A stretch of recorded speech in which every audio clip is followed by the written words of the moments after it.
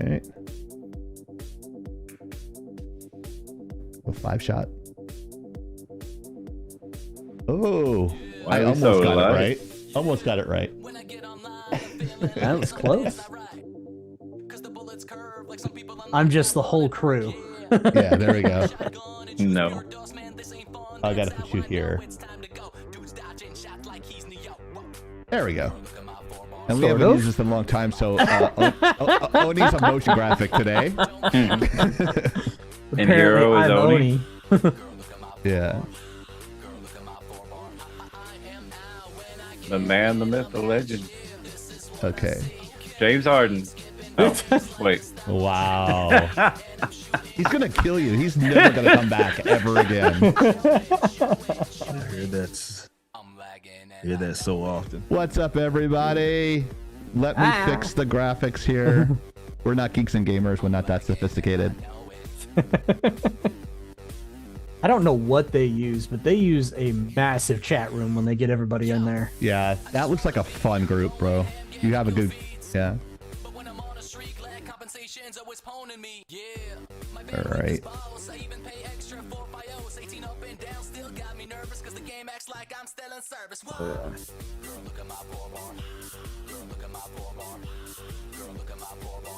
Where the butt is it? Wow. Why you calling me out, bro? Me and Eric can just hang and talk about sports all day. Where Actually, I like that there's some sports in there this time around. Oh, while we're waiting, if you see the zoom camera there, Eric, I just want to show this off. Oh, baby. It looks good. The only thing, and I regret not doing it, the only thing I regret about this purchase is that I didn't get the signed copy. Oh, man. Those went fast, man. I figured, but I got the foil one. Got the box too. I see it. Yeah. I got the box. I got the box. I got the foil one. There he goes fanboying after I told him not to do it. He's fanboying. Stop fanboying. It's so unprofessional. I'm sure you got room to talk, sir. You fanboy more than me, and I'm the one that's buying his merchandise. That's fake news. That's fake news. I'm going to put on my Trump hat and start doing fake news with Hero tonight. That's completely fake and not good. I am orange and I'm great. All right. Yeah.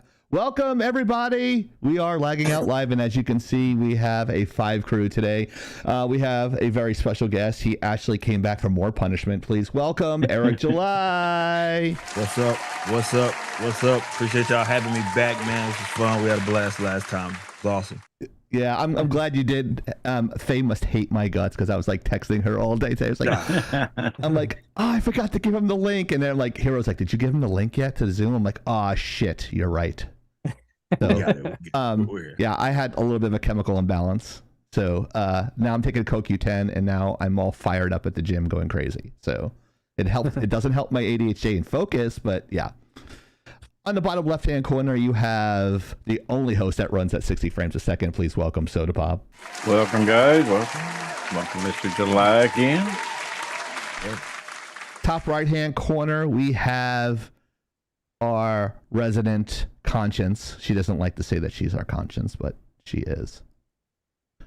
Please welcome Blacklight Oni. And let me just push that around. My light looks and like there you can see blowing her. out my color. And she has a very lovely hat.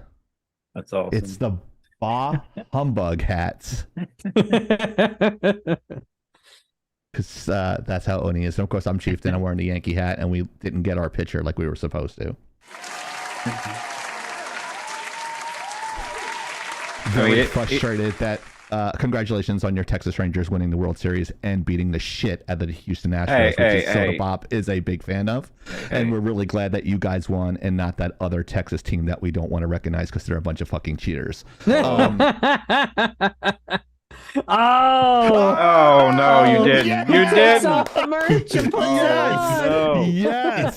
Yeah. I was hoping to Jesus you were doing that. No. Yeah. Yeah, there we go. So now Soda's going to get on mad. He had Alpha Core in his background. And he's now going to change it to the Houston Astros. Changes the Astros. Oh, man. Yeah, congratulations on you guys. I actually picked that series the way it was going to go. I actually picked it. I picked Texas to go to the World Series. Oh shit! Just wanted to say that. I was the only one who did that. Everyone said I was fucking crazy when you played Baltimore. And I said they're going to run. It's not always the best team.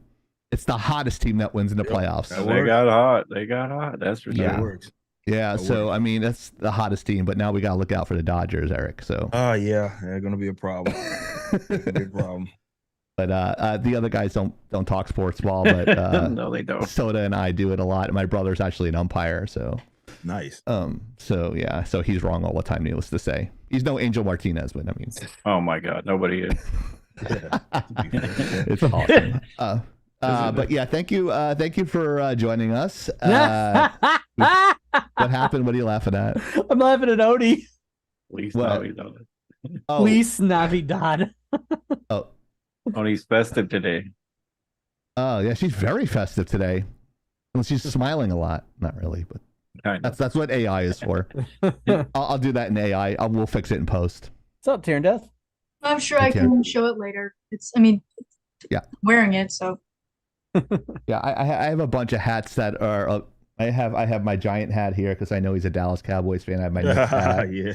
I also got my Trump hat here as well. So I'm not sure. I know you're a libertarian, but Yeah. that's like- close enough for me. I feel like he'd stump for Trump if it pissed people off.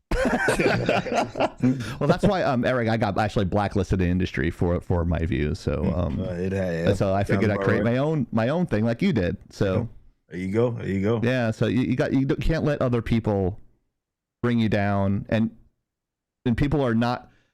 It's hard to bring someone down who doesn't quit, and you're one of those guys. So we're cut from the same cloth, and I appreciate your character, and you're like you deal with a lot of shit, bro. You pop up on my feed all the time. Yeah. So I appreciate your demeanor and your strength and your spine. Appreciate And I think everyone does that here too, because that's kind of like how we are. We were almost canceled last year too, and we know how that is. Show. We were critiquing people's work because we're both college. Eric Soda and I are both college professors, and we're critiquing someone's work, and they said we're body shaming them. I go, I can body shame you, but I'm not. No. Yeah. But that's just the streaming side. But yeah, we have we're going to do a round robin of questions, and if you have questions for us, that's greatly appreciated. I was going to mention your LinkedIn, but I don't think you want to mention your LinkedIn, so I'm not going to mention your LinkedIn. He's like, wait, LinkedIn? Oh yeah. Oh yeah, that's the thing. Updated that in a minute. He's apparently the assistant manager at Planet Fitness. So Oh, that's just kidding. that was like well over 2 years ago. I'm just teasing. I of sent him a course. request too. I don't know if he accepted it. I haven't logged in. He hasn't been like crazy long. It's probably been like a year though, for sure. Yeah, I like was last in that thing. yeah. I mean, I don't think you have to now. You're like the owner of your own. Yeah, it's like what's Business, the so point, right, man? Yeah. True. Because I do deep dives on everybody and stuff like that, and I do deep dives on the animation on the stuff that you did, and I was like looking at the company you had, because we were mentioning before, hey, if you need help with 2D stuff, let us know, and then you're like, okay. It's like I didn't know you signed an NDA and was working on that, but I was looking on the company and I have some questions. The company you picked is amazing. I did a deep dive on the owners and stuff like that, and they got real credence. So, and of course they're local, so you got to support that local talent. Absolutely. Yeah, they're actually hiring technology people now. But yeah, it's a great company, and it's kind of like a boutique. So they did a good job, and they did a lot of stuff. So I have a question for that later. But without further ado, if you don't mind taking some questions, Yeah. Let's do do it. you mind doing I'm that? here for it. Let's do it. Yeah, let's go for it. So we only have 2 hours, so it's gonna feel like 8 to you, Eric. But we apologize. Ah, that. We're all It's all crazy, good. so Yeah. So Hero is kind of the short-winded one out of all of us. Just kidding. Oh wow. Yeah. But whoever wants to go first, they could just like go, yo, Chief, I want to go first. I have a very important question for Eric. So, but I'll just call it. You know what? I'll just take the lead here. Go ahead, Hero, and go ahead and ask your question, sir. okay. I'm gonna start off with I don't want to go spoilery, but I guess my first question is how much influence did you? Well, that's probably not the right answer or the right question, but how much say did you put into Alpha Core 1. As you saw that I have the first issue of Alpha Core 1 foil, only 10,000 copies of that cover made. First of all, that's a Wow. good question. Because it does really speak to kind of how we run the ship over here at Rippaverse. But really the only input that I had outside of like basic other editorial stuff, but the main thing I did and the only thing that I was really responsible for was making sure that the characters acted the way that they needed to act, right? So yes, the Alpha Core is full of characters that I created, of course, and Chuck Dixon is just an absolute professional in everything it is that he does, and he wanted to really understand the characters before he put pen to pad, and this is why I believe that it worked as well as it did, because he truly wanted to understand these characters. So that is a story, and I say this all the time about how Alpha Core #1 is a story that I could have never conceptualized to write. However, it's exactly how I envision the three main characters and who they are. So that just speaks to the talent that is Chuck Dixon. He is an absolute legend. But yeah, those were my main contributions. It was just if Chuck had a question, making sure like, hey, would this be something that they would do or something of that nature with the various characters that are in it that I created. That was about it. The story was all of his idea. I mean, yeah, we discussed before we started writing it, like kind of what the theme was going to be, and we bounced ideas off of each other and stuff like that. But the actual story and it being wrote, that's all to Chuck's credit. That's all to Chuck's Shout credit. out to Carol Brown chilling on YouTube with us. Shout out. Thank you, Carol. I love her. She's so sweet. She's like, I always say that Carol is like your version of our Black Light Oni.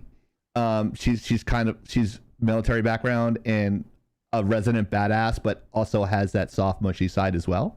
And she's like, she reminds me of Oni so much. I can see them hanging out and just having like root beer, because Oni doesn't drink some sort of like favorite root beer and just chilling out. I didn't mean to interrupt you there, Eric. I just had to shout. No, that was good. I was look, I was done either way, man. Everybody just needs to know that that's Chuck's story. He gets the credit. Okay. He gets the credit. I wanted to ask that question in the leadoff because I knew Chuck wrote it, but my actual question for that I was kind of trying to wheedle in there is, was Wilkins a character that was conceptualized by yourself or Chuck as part of the story? Because for some reason, even though he's a supporting character, not really a front and center character, I just felt like I really wanted to know more about that character, especially considering how the story developed.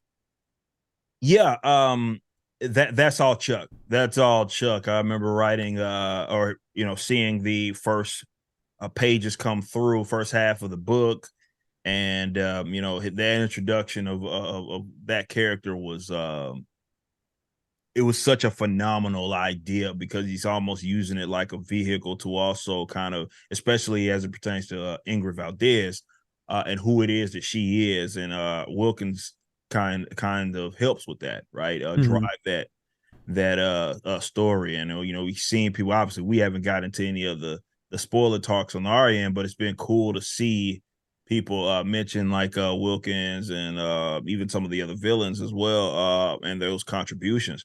But yeah, to be fair to Chuck Dixon, which we should, because he's an absolute great. That's all him. And there's a lot of characters that he created that are part of the storyline that are all his. Those ideas that he conceptualized, and he just wanted to make sure that he's he understood the city of Flores Park. He understood the individual characters within Alpha Core, and he just absolutely nailed it. He did such a good job. Also, shout out to Rogue Raven for all her hard work to make this all come together, because she did a lot of work too. So much love to Rogue Raven. She's an absolute fucking bulldog.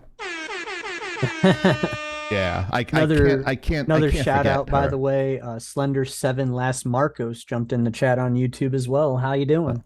Welcome. Oh, thank you. Oh, my man's Marco. Shout out. Hey, Marco, thank you for joining our very humble but very professional looking podcast that should be on TV. Thank you so much. We've got some on Kick too.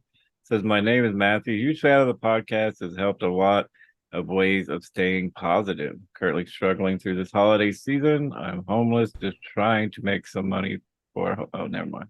Spam probably. it was so sincere. I'm like, if you're homeless, how are you on a computer, bro? I know. How's that possible? Maybe on Anyways, his Obama phone or something. That's my first question. I will yield any more of my time. Thank you, Eric. That was a great question, by the way. Oh, yes. Good job, sir. Oni, would you like to go next? How and or what revelations on leadership have you had either within the last year since we spoke or since taking on this project? Well, oh man, it's a lot has changed since the last time we spoke, and just really the company in general. You know, things have shifted mainly because you know, we had to catch up to our demand, which meant growing our leadership. It meant growing the company in itself, and really my responsibility as the owner here is to put people in their individual like spots and set them up for success, right? I don't run like some sort of spot where like I'm micromanaging everything.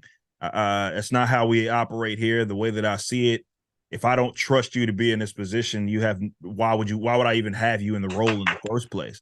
Right. Mm-hmm. So I let these people do the things that I trust that they do, and they're just really good at it. And you know, we make sure that we're bringing people that are right for the gig. And you know, to your point, as far as how our leadership is set up, you know, this company doesn't see the success it is that it has. Let's say that without these guys doing what they do and being just phenomenal at their jobs, whether it be from Carol and she's making sure everybody's in order, or it's Brandon in the warehouse and making sure that aspect of it as well. But creatively, you know, with our editors, you know, Andrew, and you know, we recently brought on the Saskas full time to help out with that, as well as the great Kanan White as an art director. You know, these guys are in these positions to make calls, right? And it's you know, I get it, because most jobs you work aren't necessarily like this, and it's crazy, you know, to me, because you get them to ask me every now and then, like, hey, you know, I want to do this, or I want this to be changed, yada yada, and they'll come ask me, and they'll be like, you know, I just wanted to let you know, or what do you think about that? I'm like, that's y'all's call to make. You know, like that's you. You know, I got y'all in these positions to make those calls. So if it's something that needs to happen that's within the scope of your responsibilities, that you feel is going to help grow this company, or it's in the best interest of the company, make the call. And yeah, it's just so much has changed over this last year, in that, you know, the departments have grown. So you have employees now under these people in these various leadership positions, and they're all knocking it out the park. Right. Without having those guys around, you don't get Alpha Core being like the best release that we've had, both I think from a creative perspective, I think from an editorial perspective, from an efficiency with how quick we got these orders out. Like everything, absolutely everything has been due to the fact that we have great people doing great things within this company, and they make some tough calls day to day. Right. And as you know, as a creative yourself in the musical realm, and also traditional, putting a creative inside of in the aspect of a company, coming from the junior and senior artists there, they always you always don't want to step on people's feet, but you still want to expand your creativity, but you're not sure how far.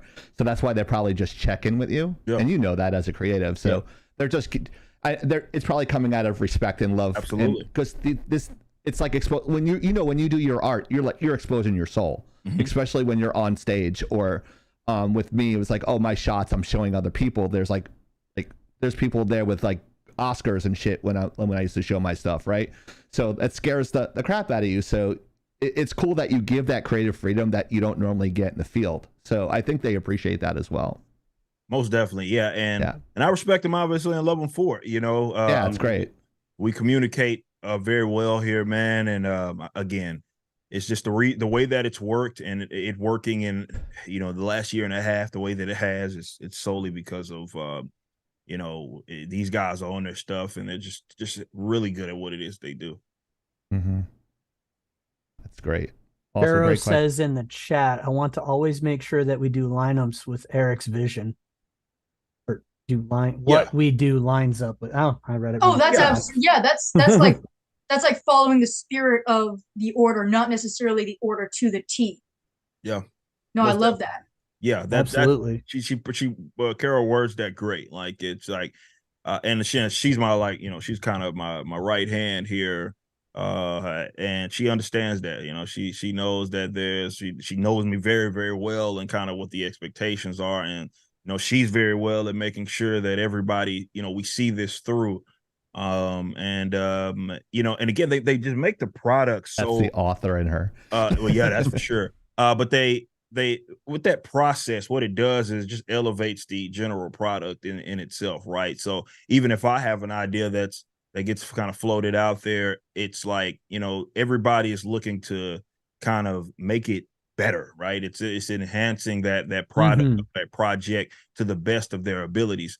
And that's that's why you get something like Alpha Core working out in the way that it is, because you have the creative input. And like I said, these are my characters that I created as far as Alpha Core, but Chuck, that's the story, man. And he does just such a great job in telling it. And like I say, it's a story that I couldn't have told. I could not have told that. I would have never, you could have sat me down in a room for 90 years straight. I would have never come up with that story that he came up with. That's why you hire people smart. Like I always say, hire people smarter than you, or hire people that know, because you can make those characters look cool as shit, but if there's no story behind it, no one's going to care. That's true. That's a fact. So that's what I tell these guys all the time. Like when we did, I'm not sure if you saw our May the 4th special, but we did a whole parody. You saw it? No? Mm-hmm. Okay. You did see it.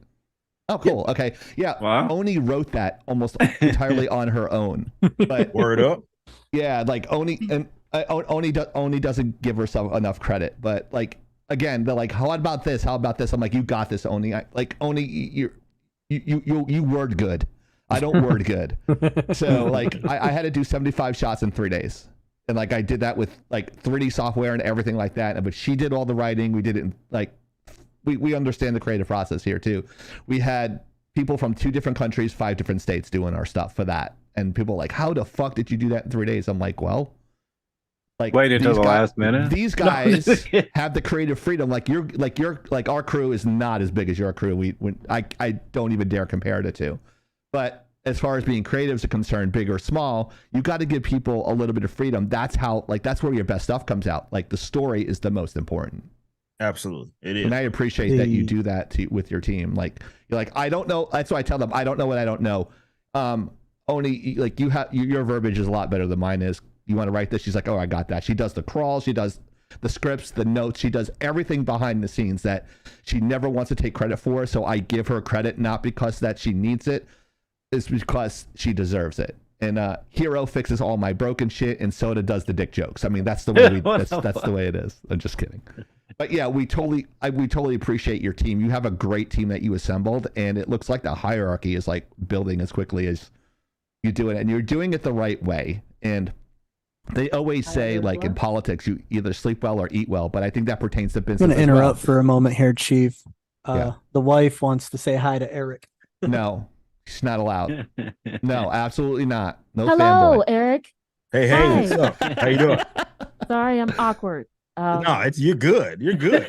Oh, we have your stuff. Carl is very in love with you. I love it. I absolutely love that. Very in love with Shout out to y'all, man. We appreciate that. I speed read your comics, so I'm not as obsessed as you can see. But yeah.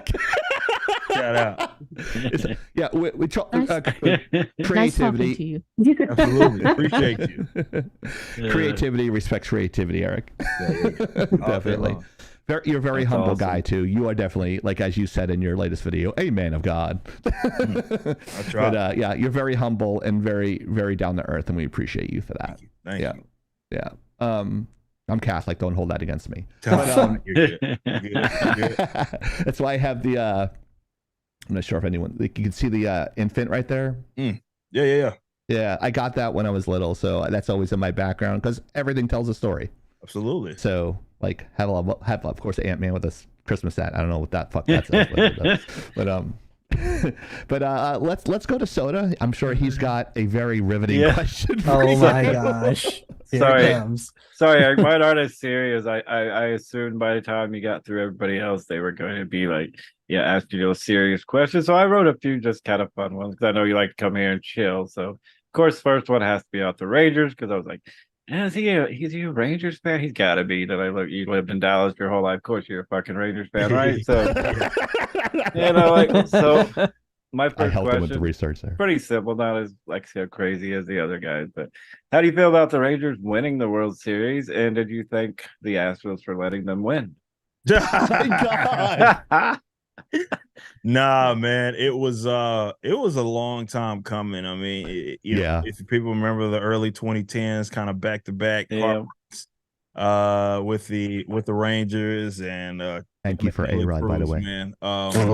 Wow. But yeah, it's seeing those because it was right actually around the time when the Mavs won as well in 2011. And we thought that the city was just going to be booming. The Metroplex, that is, but they just couldn't finish the job. It's unfortunate, but it is what it is. And at least, a little over 10 years or roughly a decade later, they got it done. They got it done. They made it happen. So, it's awesome. It's awesome to see something like that because, you get a feeling like definitely, and again, those early 2010s, like that was never going to happen again. Yeah. Right. We're never going to get that close to lose back to back. You'll never get, it'll be a long time, probably not in our lifetimes, but they were hot, man. They just played so well, team meshed together, and they were hot. Yeah. Got hot at the right time, and they made it happen. So it was really cool to see Rangers finally complete the job. Yeah. Sadly, I was a Rangers fan. I lived in Arlington when I was smaller. So nice. Grew up a Cubs fan, though. I was raised a Cubs fan. My grandma waited almost all those 100 years to see that championship. Oh, jeez. She was 90 something when they won the World Series. Like, your grandma, you got to see it. So yeah, sports. I was in Chicago when that happened. Oh, they probably tore that place up. Yeah. I was riding the Metro back to my house after the game. Oh no. It was I know what the Metro is now. I am cultured. I know what that is. I know what that is. Caro, yes. Caro is a Catholic too. Yes, hello, fellow Catholic. I knew that's something I liked about you, Caro. Oh, Jesus. Everything I like about her, she's awesome. Everybody in the chat, football, baseball, question? It's baseball. Sorry. It's sports Major ball. League Baseball. As I call it. Yeah, he calls it sports ball. I'm going to catch us up on the chat here. Caro says, I always want to make... Okay, I already read that. Yeah, Marcos is worshiping Caro, saying Lady Caro is greatness. Yeah, she's awesome. And she says, I'm only as good as the team I am with, and Eric found amazing folks to bring together. I feel very lucky. That's good. Marco Awesome. says he tries to do the make me same cry. with the designs. If I have any questions about any character designs, one of the other writers, creators, I try to make sure to ask Eric to have the designs lined up. Oh yeah, Marcos does. He's our concept artist. He does a awesome, great job for us, and he gets it, man. So all of the designs, pretty much all of them, for the most part, that you guys have seen, he has his original touch on them. That includes Alpha Core, that includes Yaira. He was the first original concept art. And he gets it. Like, I can explain in the greatest of details, like, hey, I'm thinking this, and I need this. And man, he knows what he's doing. And everybody loves working with him too. He's worked with Chuck, worked with Saskas, and everybody loves him. But Mike Barron, everybody loves him. Nice. Do you happen to, I know this is not a question on the thing, but do you give tours when people come by, or?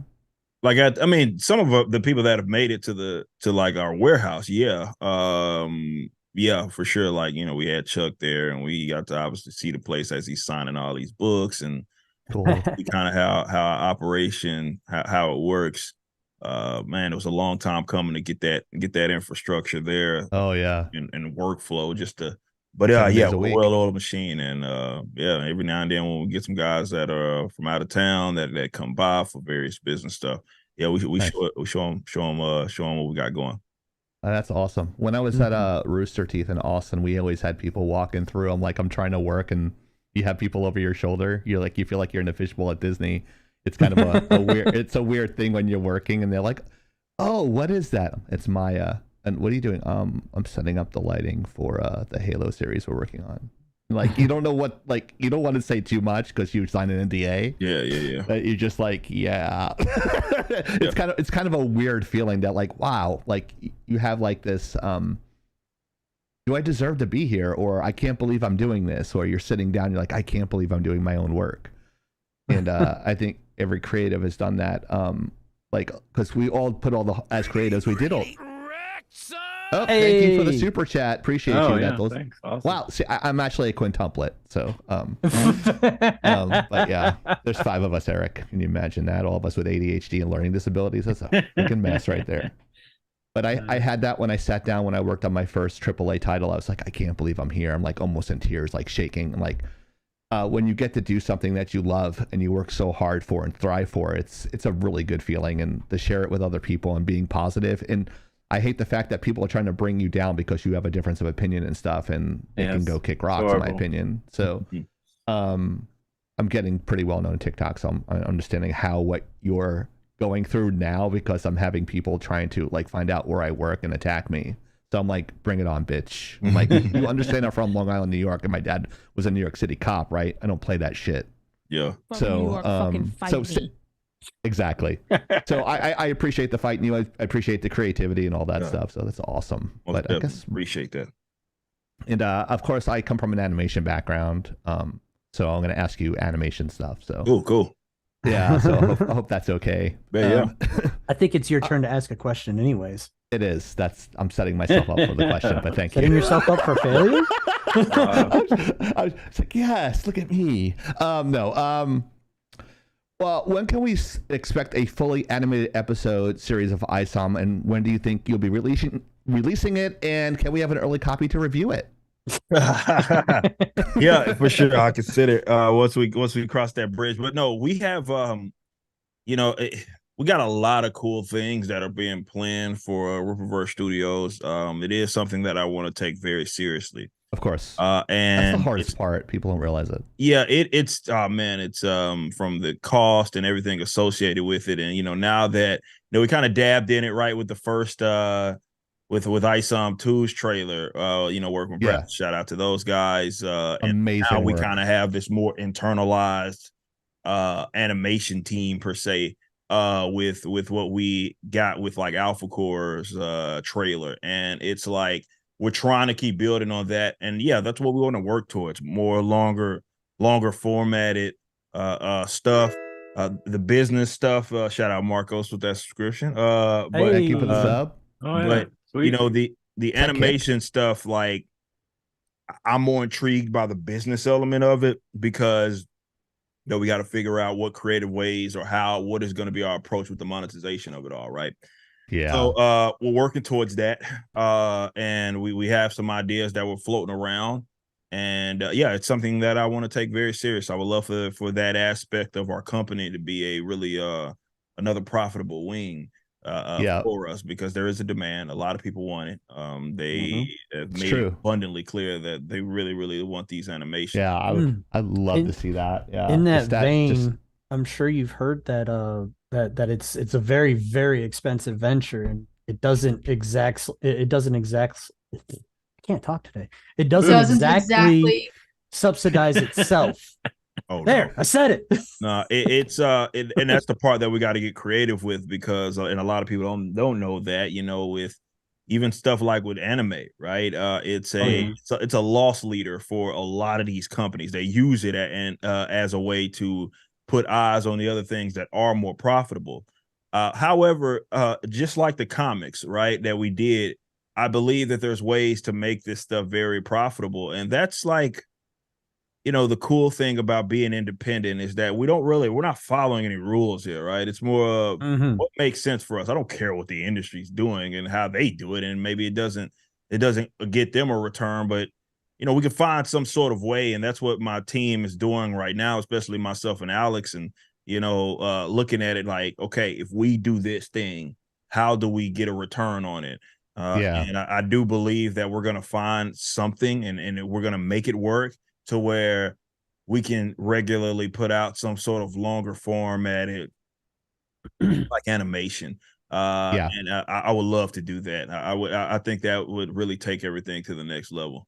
I can give you, we go offline, or if you want to have a meeting with me later, I can give you some suggestions. I know pipelines really well with that sort of thing. And there's some strategies that you probably never thought of that I can actually give you. And then, I'll just do it for free. For sure. Absolutely. Yeah, like I'll got bounce stuff on it ideas. if you want it. Probably at another time. No, I said off camera. I said off live. But yeah, if you wanted to do that, just like Harrow, like have your people call my people and we'll meet up or something. And I do that. No, I do that with my students all the time. No, I do that with my students all the time. You guys know I help people all the time. Like Soda and I do that all the time. Yeah. So it's like we have an animation XR wing on ours that we're looking to fund as well. So we understand the frustration there and like how can I make this profitable? And I understand it's a big. What's so funny? The fact that you said I'll have your people call my people. That's what made me laugh. Mariner said, "How long you been waiting to say that, Chief?" That's what I was laughing at. Good thing I created the company because the way you guys talk to me sometimes, what the fuck? Fuck you guys. Fuck you all. Look, if I didn't razz on you, it'd mean I didn't love you, man. I'm making myself sound bigger than I am. Shut the fuck up. Eric doesn't know. I'm sorry. You got more there, Chief? No, sir. I'm afraid to ask any more questions because the chat's gonna fucking destroy me. But no. But joking aside, if you wanted like a fresh idea, I'm sure you have a staff to do it. But I've been doing it for I'm almost 50. I've been doing a long time. But yeah. So if you wanted just like something to bounce off of, I'd be more than happy to help you guys. Hell yeah. That's all. It's not an ego thing, guys. So fuck you, Hero. We know. We're all good at what we do. That's what makes us who we are. So. Yeah. You're exceptionally good at being an avatar, Soda. I am. Avatared. I have 12,000 hours in this avatar. So he does. Nobody else. He actually I created avatar. VTubers. That's what nobody understands. I created them way back before they were even famous. Yeah, see how that works? Yeah. No credit. It'll be like, Soda was original. No. Now you got all these. Never mind. We won't go there. He's the only host that runs at 60 frames per second and crashes his computer because he's got 1,000 tabs on his computer right now. Yeah, impossible. He sure does. All right, Hero. I think you're next again. Go ahead and ask your question, sir. Because I'm known for being long-winded. Fuck you. The umtacular. Yes, the umtacular. I'm known for being long-winded, so this isn't probably another. Well, not even probably. It is a compound question, multiple questions. I'm gonna be blunt with you, Eric. I'm impatient. When is Yaira number one? Oh, the Saska sisters. They're a fucking amazing personality between the two of them. They're awesome. They're the best. They were so. I'm gonna make a joke here. They were so larger than life on screen with you on that interview. Yeah. I was gonna say something else, but I know Chieftain would have made the joke. I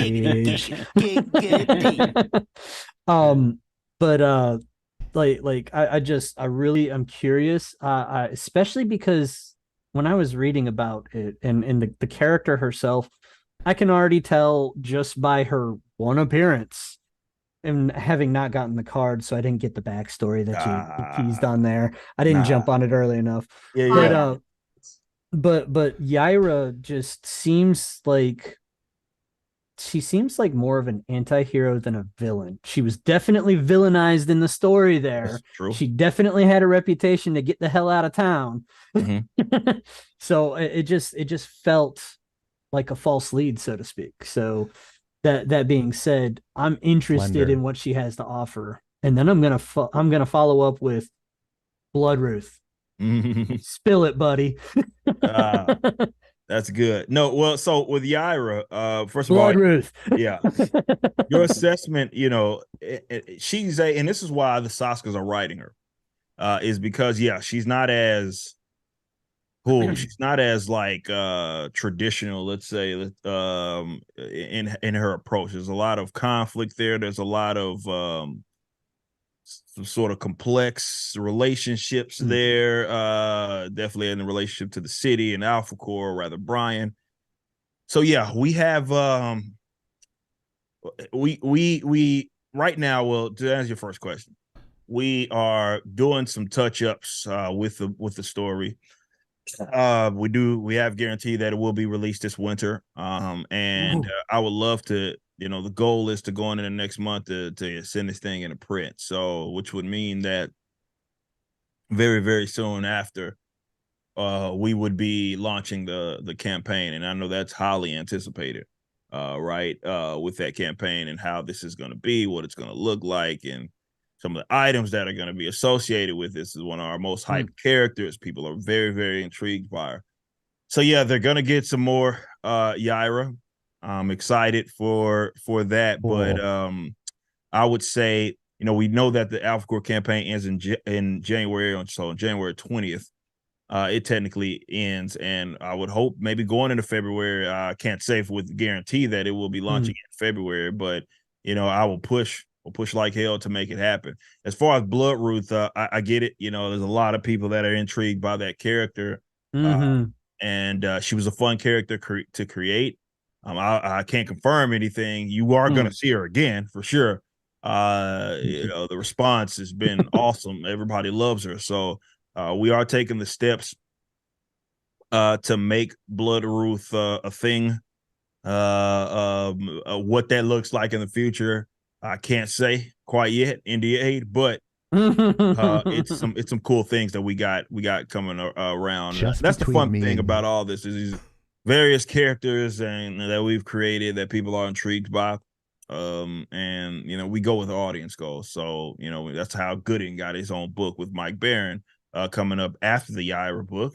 Because he was another one I wanted to ask about, but I forgot his name. Dang it. Yeah, Gooding. Yeah, so a lot of people are intrigued by him as well. We got Mike Barron that is doing the book with him, and that's kind of what we do. Our whole theme here is going to be there's going to be some risk taken with new characters, but if the audience has made it clear that this is something that they want and they're fond of that character, we want to make sure we're giving more of them because we're very much a audience, customer driven company. They're the reasons that we do it. So and that's the fun thing about having your own universe and sandbox. You get to say, okay, well, they want more of that. We'll give them more of that. So we hear everybody loud and clear with what it is that they enjoy. So in that vein, since we're talking, we kind of springboarded into a couple of different characters. You're not allowed to use vein anymore. Used it 5 times already. That's a banned word now. Oh my God. Word. I'm going to throw a shoe at you, dude, from across the state. In the vein. Do it. Is that canonical? Canonical. Yes. Canonical? One of my favorite words. Your vocabulary? I'm fucking with you here. Anyways, there's an inside joke there, Eric. Sorry. Yeah, Good.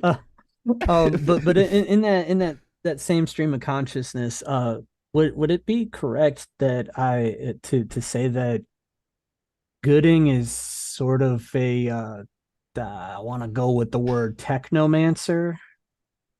Because I was really intrigued by him. Yeah, so you do get a sense of that, technologically, that character has some wit about him, right? With the robots that got introduced, that he has access to.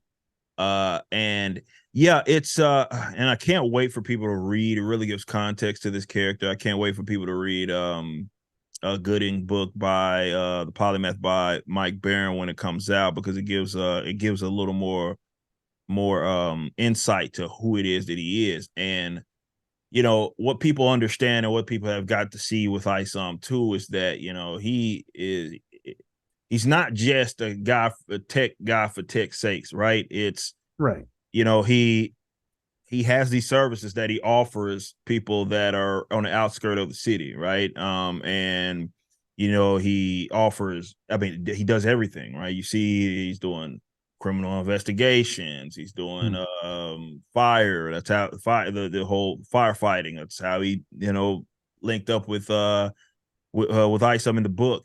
And of course, again, he has a little bit of investigative stuff about him, but it comes from, yes, his technological mind. So he was a overall fun character to create, but there is a lot more to him that I think a lot of people are going to learn about them, and you kind of see it kind of play out where he's like, yeah, he has access to all of these sorts of things technologically, but again, he's not just a guy that is tech savvy just to be tech savvy. He does have a goal, and he has some things that he's doing for the outskirts of the city.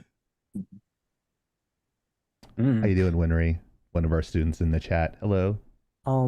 So I picked up on the subtle, well, maybe it wasn't so subtle, but I picked up on it, and I tend to pick up on things, and when I get into a story, I look really deeply into things that, especially in comics. We're very aware of that.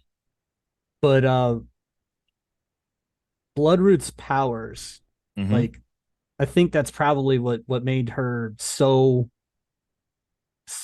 a draw to a lot of people when she was introduced. They struck me, and of course her association with the infernal stuff, like that. She kind of strikes me as one of those forbidden magics type people. So that, like, everything about her highlight in Isom 2, I can't help but give you kudos, man. Oh, appreciate it, man. No, that's look, she was like a little girl. I was creating your forehead. And big shout out to my man's Marcos again, helping with the just overall design. But I've been floating out this. I've been floating out this like ideal. It's just floating around in my head. Let's just say that for a while, like this kind of, you know, blood-based powers and all of that. You know, and you got to see some of her limitations and what it is that she can and can't do. But just an overall fun character. And look, every approach that I had with each character that we developed, I wasn't going for like the most like, okay, what had been done all the time. Like, it was more of, you know, our thought process with the creative stuff was trying to make sure that we have that level of originality there with these characters. So it's not just straightforward. So yeah, there's some familiarity. I talk about, like, for example, you know, the design of Isom, where you have that more simplistic design with him. That's very much it was on purpose, right? It's a throwback kind of feel. But as people learn, it's a lot more to that. And then you have characters that are from the design on to what it is that they do and the stuff that they've been tasked, let's say, to do, like a Bloodroot.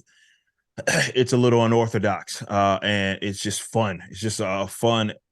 It's a fun time to create. But that's my thought process with really everything is that we do with the Rippaverse. It's all about doing creating these characters that have a lot of originality about them, and how they accomplish things and what their powers are, and how those, more so accurately, how those powers actually work. Yeah, we're just having a blast. We're having an absolute blast. Every character I've had fun creating, but Bloodroot was really especially a fun one. I liked her a lot. So a little bit off of something that you said that kind of just, I don't want to say it just clicked, but kind of framed properly in my head, and then I'll go ahead and pass on to the next person. You mentioned, like, how you did a little bit of a tease of a backstory of Isom's past, and how some of the designs were a little more simplistic. I did get that vibe from a almost classic style DC / Superman, like classic sort of innocent era of storytelling where the art was a little bit more simpler. And then when it came to a more present day, especially with the super suit, I was like, oh, I would be embarrassed to give this suit to you now. This was amateurish. And then he gets the new suit and it's more defined, more detailed, looks a lot better. Like I kind of got that feel of my era of innocence to my now I understand life a lot more and I'm not so innocent anymore kind of thing. That's kind of the feel I got out of that. Don't sing the Britney Spears thing, please. I'm not that innocent. Don't do that for us. It's lasting long enough with this question. But no, like for sure, like that's it represents growth, right? Like it's this, picking up at ISOM 2, this is a different stage, right? You do see a little bit of here's my super suit of his past. You do see a little bit of it with I don't want to spoil if anybody hadn't seen it, but that's Hero's job. Don't worry about it. But you do see later. You see a bit of what happened, right, in ISOM 2 for those of you that have read it. And it was a different ISOM, right? It was a different thing, and really this whole kind of ISOM 2 is representing he's putting back on the suit. It's a different suit, and this is a different ISOM as well. And he doesn't necessarily he's been living with what happened, in the past, and he's approaching things a lot differently. And we have a lot of stories to tell, even just centered around that, considering that we picked up with this book. What we picked up is after he had already retired, right, with ISOM 1. So there's a whole bunch of stories that we have to tell, filling in those gaps that are going to give more insight to that. But yeah, like him getting that new suit from Cedric is very much representative of sort of the growth as a character. And this is very much a new ISOM. Go ahead, Chieftain, with the next person. Oh my God, Oni's just, I'm trying not to laugh because like Eric's being really stupid. Like the chat is just, I'm just trying to hold it in as best I can and then listen to Eric at the same time. It's funny. The guys are fucking They're freaking quoting Incredibles. I know. It's like, where's my super suit? Ooh, yeah. In the wash. Why do you need? Why? I need it. Why do you need it? I need it. The city's in danger. Oh, my evening's in danger. You're talking about that suit as one. You're talking about the greater good. Oh my God. Greater good. Man, I am your wife. I am the greatest good you're ever gonna get. Oh Lord, Eric's like I'm trying to get my voice back, and you'll shut up for a second. Nah. It helps me. Yeah. That's why he keeps coming back, because we go on these like ADHD diatribes on shit. I'm sorry for the long-winded question. Nah, man, it's all good. It was really good to kind of pick your brain on that. Yeah, Full disclosure, I used to draw a lot of stuff. I lost my talent because I gave up on it due to some really harsh criticism when I was a kid, and like my passion has been video games, comics, general nerd culture as a whole. I'm a freaking techno nerd now, so I'm about as dull as it gets. But when I get to talk to a creative, it is awesome. Oh yeah, it's always fun. It just takes an hour a day, man. Never stop drawing. All my friends that like have that illustration degrees, they always tell you always draw every day, draw. With the technical side is always keep learning. Like I take beginner courses in Photoshop, and I've been doing them since the late 90s. Yes, I'm that old. So like you keep doing it and just keep on building your skills. It's like, no, I need, like, you have this need to learn, like there's knowledge, like as a creative, it's like, I need to know this. I don't want someone else to do it because I can do it myself. And that's what the whole process is about. But go ahead, Miss Oni, you can go ahead and field the next one, ma'am.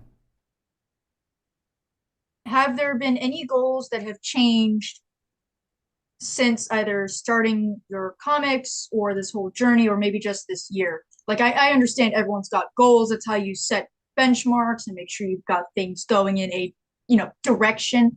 But has there anything that either you've realized it's not going to work the same way, it's not working at all, or you've adapted to the changing landscape?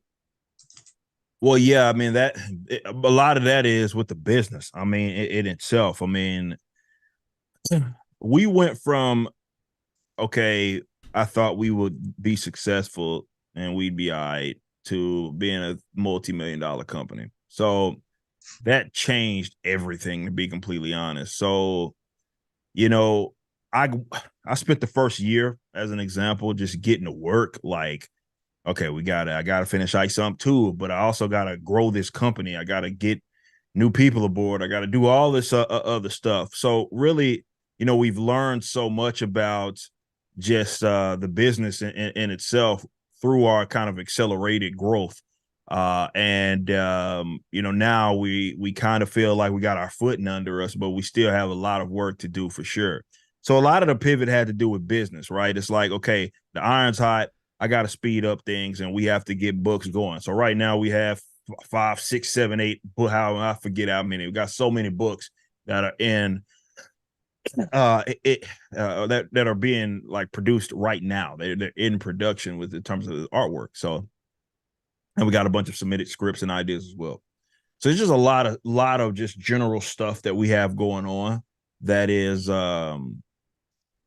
I mean, for me, it's like it's a puzzle, man. I'm trying to put it together and make everything make sense. But sometimes you got to kind of scrap ideas, and it can be something as simple as last campaign. We, for example, did a bookmark, right? We given a free bookmarks, and depending on how much you spent, you got a certain bookmark, right? I think Hero was talking about that. Yeah. So people know I some too. Oh shit, he's taking it out. I some too. Alpha Court #1 doesn't have a bookmark. Reason being, it's not because he didn't design one. It was because, well, that came with a headache, not domestically, internationally, because with duties, taxes, and fees, and all this other stuff. Yeah. They would consider that a certain type of item, and these people are getting taxed out the wazoo. Ooh. Just because of even if it was free. A simple bookmark. So, that was something that, for example, we had to pivot on, right? So it's always going to be little things. And one thing, if anything, that I've learned with doing business with the Rippaverse is that everything is up for negotiation when you're working with other people, right? A lot of this game is bargaining chips. And obviously, considering our volume, we got plenty of it. And there's not one thing that isn't. It doesn't mean the parcel company that you're using. It doesn't matter what it is. It's up for negotiation. And a lot of our plans are based on that, right? I speak to this printer, and this printer absolutely has to outbid this other printer because and it's like a competition there, and it's always these conversations going, and it's fun. That's the creative, I guess, part of the business element of it, because you kind of gotta get creative. But I'm having a blast doing it. But yeah, there's so much that's changed with the business, and it's ever changing. And thankfully, with us being as small as we are and as rooted as we are, when we have to change, it makes it easy because we're mobile. We're not some like mega corporation. So a lot of times they got to commit to the ideas it is that they have because they're so big, right? They're so bloated. They're so that they can't possibly move around. With us, it's like, hey, that didn't work. All right, let's just not do it anymore. Or that's a better idea. That will improve the product. So we just do it, and it works out for us. So it's all about that mobility and always learning. Definitely when you're in error, and sometimes it's not about even making mistakes. It's more of you give something a shot and you don't know what you don't know until you do it. It's not necessarily a failure. It's more of you're gonna get a more perspective after you actually gave a shot at an idea and you execute it, and then you go back to the drawing board and you give it another shot, and it's bigger, it's better, it's more efficient, whatever the term it is that you want to use. Yeah. Thank Every you. time you Thank you, Eric. Every time you were talking about that, I always hear Hero in my head. It's like, hey, I have an idea. And I'm like, oh shit, that's more work for me. What if we make Ewoks with full fur CGI for next? I'm like, oh shit. Like Odie got all excited about that. I'm like, I would love to do an Ewok special. And I'm like, oh. But yeah, it's like, you're going to fall on your face. Not all ideas are going to be like a home run, right? So that's the good thing about being mobile. Like, and it gives you that flexibility. Absolutely. Yeah. So. And I think that's a very smart. For now, like, we're not going to have Rippaverse World yet, like next to Harry Potter World in Orlando yet. But I mean, I can see in your head, like, ooh, that's a good idea. Perhaps. Like, have them tell you can't do something and then do it, you know. But at that point, you have different flexibility. So than what you have now. So it's I think you're at a good point where you're comfortable, although you're probably not sleeping much because I know. Yeah, you go to the gym at 5 a.m, right? And then you do a full day's of work, and then you're doing this. So right, yeah. What is sleep? What is it? Yeah, what's sleep? I'll tell you what I was told when I was your age. You sleep when you're dead. The old saying goes. Right. It's like I've heard that saying more than once. Yeah, like you have to workhorse. Like the CEO doesn't get days off. So like I work. That's like, very true. I do not. I do not work. There's never a day where I'm not working. Mm-hmm. And Eric Kazoo said, I love Eric for putting himself out there and not hiding. Amen to that. Yeah, hey, what about that? That's why we love him.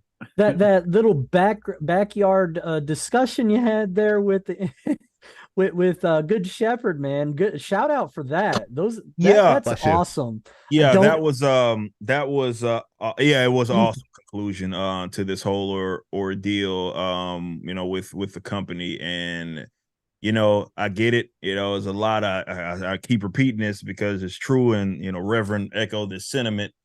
Look, people wanted a different outcome. They wanted an absolute blood sport of an event where there was going to have to be this massive loser, and that's just not what happened here. It was we all came to an understanding of what it is that we do, and we stay in our respective lanes. And we're gonna keep rocking. And there's no change in the character of Isom or his name or anything like that. We just keep kind of rocking. That was all that this really was that we were trying to accomplish, is just making sure that there's distinction there. It's just, y'all got y'all's thing, we got ours, and we just gonna continue to do it. It was a boring conclusion, right? I mean, yeah. Good one though.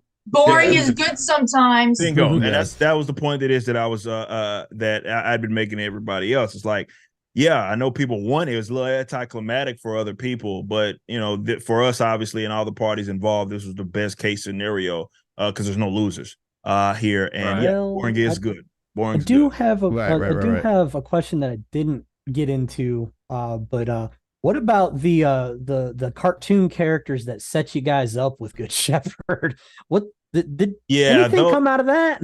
Yeah, so we're it's one of those things where we needed to get this behind us, and now we come back to the drawing board and we start talking about kind of our next actions, because there are bad actors out there that are trying to kind of antagonize and do kind of weird stuff. And let's just say that we're now, we got a couple other things to get caught up on, and once we get caught up on those things, we're going to start having conversations about especially with our legal team, about what's the move going to be as far as ensuring stuff like this doesn't happen in the future, but also dealing with people that are specifically trying to let's say create sort of issues, and thinking just because they're not involved in the conflict, they got off okay. Not that's not going to be a thing. Let's just say that. So I'm gonna read between the lines there and probably go with, you probably can't say as much as you want to. That's how kind of these things work out. You kind of we have conversations. Let's just say that. It's just we are taking things step by step. Let's just say that.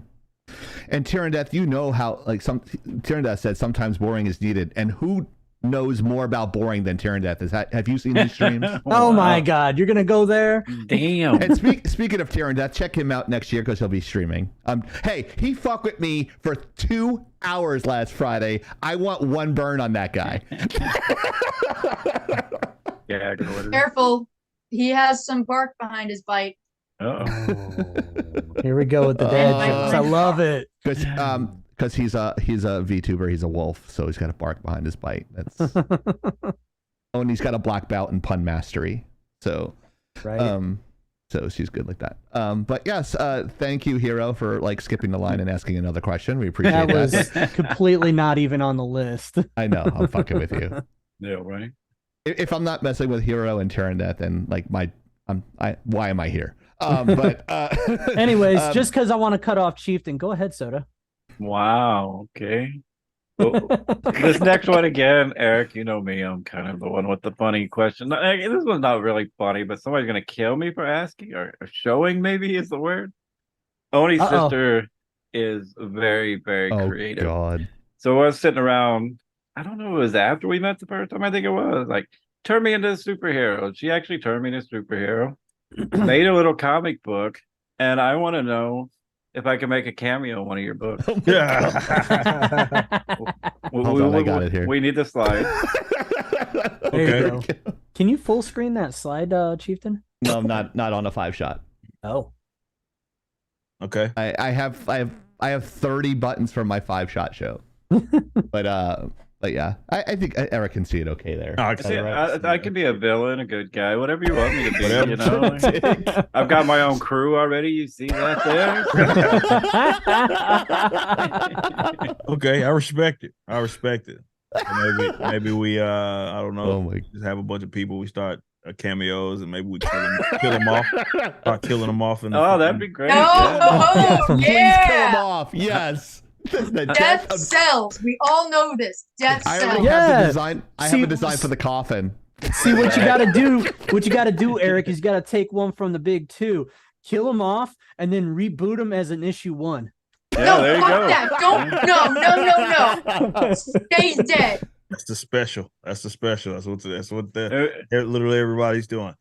Remember, she did all this in about 30 minutes. So that She did this shows in you 30 minutes. something like it was crazy fast. So That's Yeah, cool. she actually made Honey Badger in the chat. She actually made Soda and myself as Rick and Morty characters. yeah.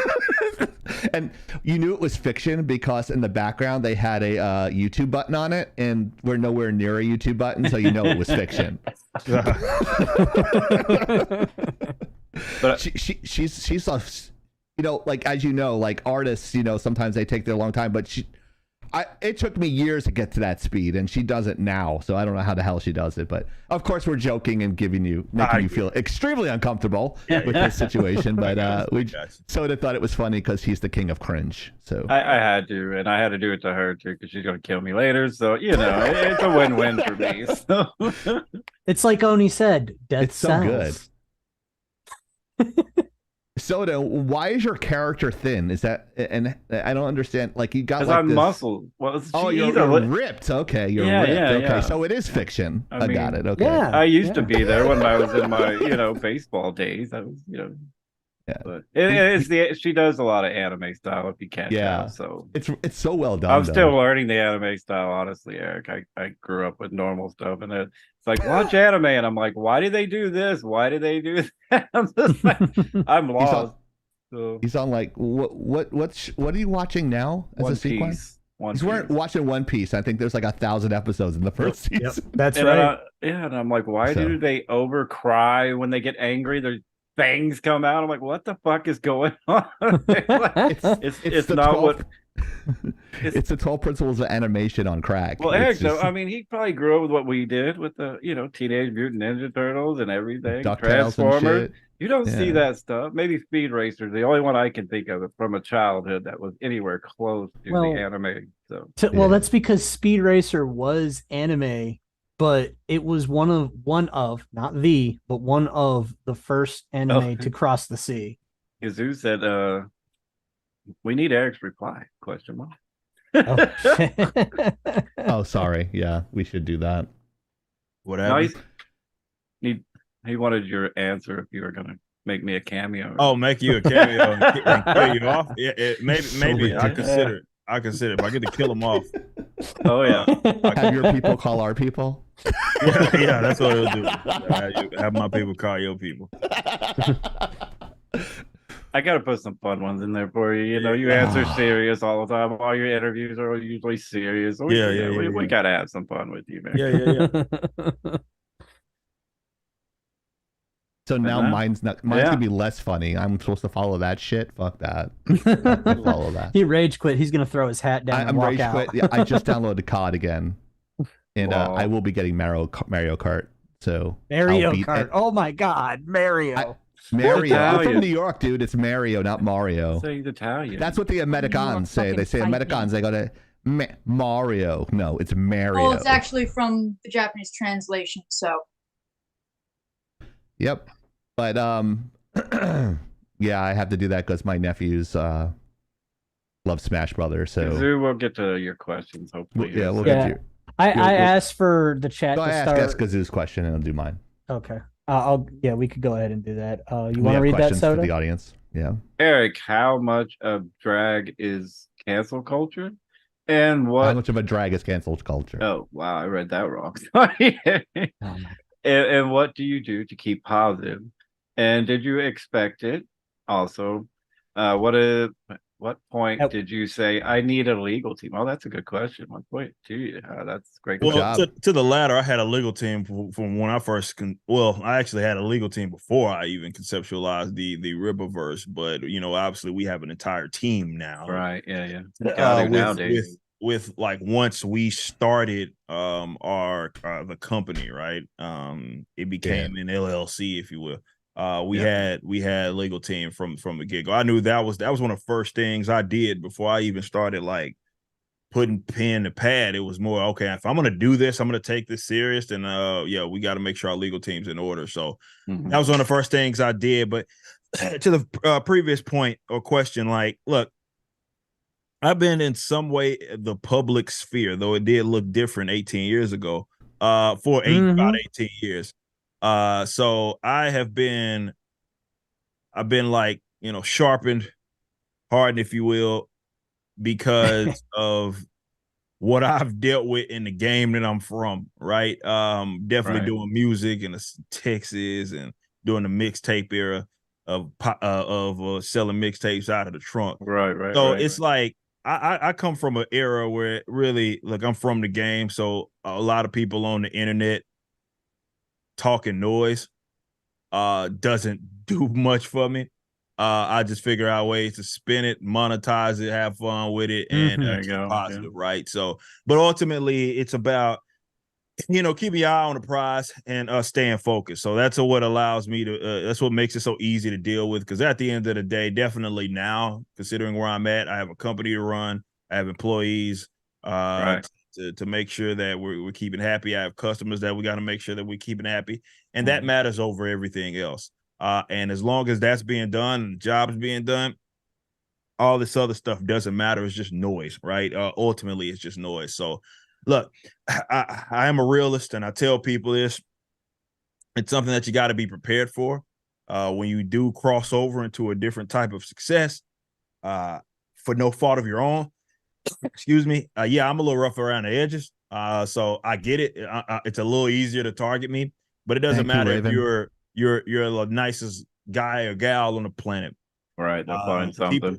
People are going to try to bring you down and try to ruin you once you become more successful than they maybe would have liked. It's just something you have to anticipate and something that you have to expect. And I got to experience that when I was a teenager. So being an adult, dealing with goofballs, saying things about me and trying to ruin what it is that I got, it just doesn't impact me as much. Just I just keep going, keep my eye on the prize, keep going. And keep growing. That's what it's all about. Awesome. Yep. Good night, Rogue Raven. Thank you for helping us set this all up. We love you, and have a good night and Merry Christmas to you. Go ahead and open up your present.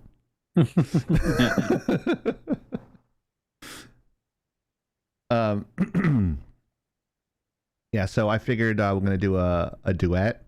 I picked tag team. You know them. So Eric and I are going to do a duet now. So you ready? Oh jeez. I'm just kidding. No. I'm just sorry. He's like, That's the only song. It's the only song I know the first part of. Horrible. I have, since my voice changed from a tenor one to a baritone, can't sing no more. So I can't do that. But my question is an interesting one, and then I have, like the scenario with Spider-Man, ISOM, and what was the third one? One's Got to Go. We did that last time with the Spider-Man scenario. So this one's maybe around that same animal. But my question would be Alpha Core versus Justice League. Who wins and why? And I'll pick the 5 from I'll pick it from the actual cartoon. Green Lantern, Batman and Robin, Wonder Woman, and what was the 5th one? Aquaman. Yeah. So who would win in that? I think it's 5-on-5, right? No, it's well, they have. I mean, you do. There's some more guys that are part of it, right? Right. The general team is a trio, so right. they have the numbers advantage, for sure. With that, and also, considering that they have freaking, Superman is kind of busted. I take Superman out of the scenario there because he's OP. Yeah, he's broken. He is broken. But you got to account for even Wonder Woman's like extremely powerful. Same can be said for Green Lantern, but the mind of Batman is what would be the problem. Right. That's right. The problem. That's fair. And why the Justice League realistically would have an advantage just because it's Batman is he always has a contingency plan for the contingency plan. So how do you account for that is going to be very, very difficult considering the nature of it. Now, if you had kind of mixed it up, right, and you start throwing in like Alpha Core plus Yaira plus ISOM, then it gets like right. Okay, then it starts getting a little I'll give you that. Eric. So let's now if we go there, then it's gonna be good. It's hard to say who exactly wins, but that's gonna be Justice League are gonna have some problems. Dealing with those, especially a wild card like Yaira. Will be an absolute problem for them. For sure. Even it will, that'd be a good one, but it'd be fun to kind of theorize. But still, either way, Batman is a problem. Like I said, Batman he always has the contingency plan for the contingency plan. So it's like he's gonna devise some sort of plan to try to deal with members of the Alpha Core and such. So you always lean towards the side that Batman's on, just because he's a problem. He's that also, but his suit, it's kind of hard to move in his suit, right? Because it kind of constraining. And Hero always, like when I talk about Batman, always says something in the background. His suit really seals in the flavor. It doesn't really breathe, right? So it's kind of like one of those like Martin Lawrence body suits. He's like going to pass out if he runs around too much. Yeah. Remember when Martin Lawrence was trying to lose weight and he passed out? Yeah. I feel like if you're fighting with, what's that? You had that little trash bag, like. Yeah, right. Thank you for getting that reference because it's very obscure. Not a lot of people are going to get that. I remember that vividly. Yeah. That shit was funny. Yeah. I'm like, dude, you're just sweating water, bro. Yeah. Eat protein. I always had this thing about super suits. So like the suits are never made to fight in, and they lack the flexibility and stuff like that. And I feel Batman will be constrained by his own suit, right? But your characters, their suits seem more flexible and pliable. Yeah, so they'd be able to move a lot easier, right? They're more viable. Yeah, for sure, they're more viable. I think you addressed that in the opening story with oh my god, I'm terrible with names.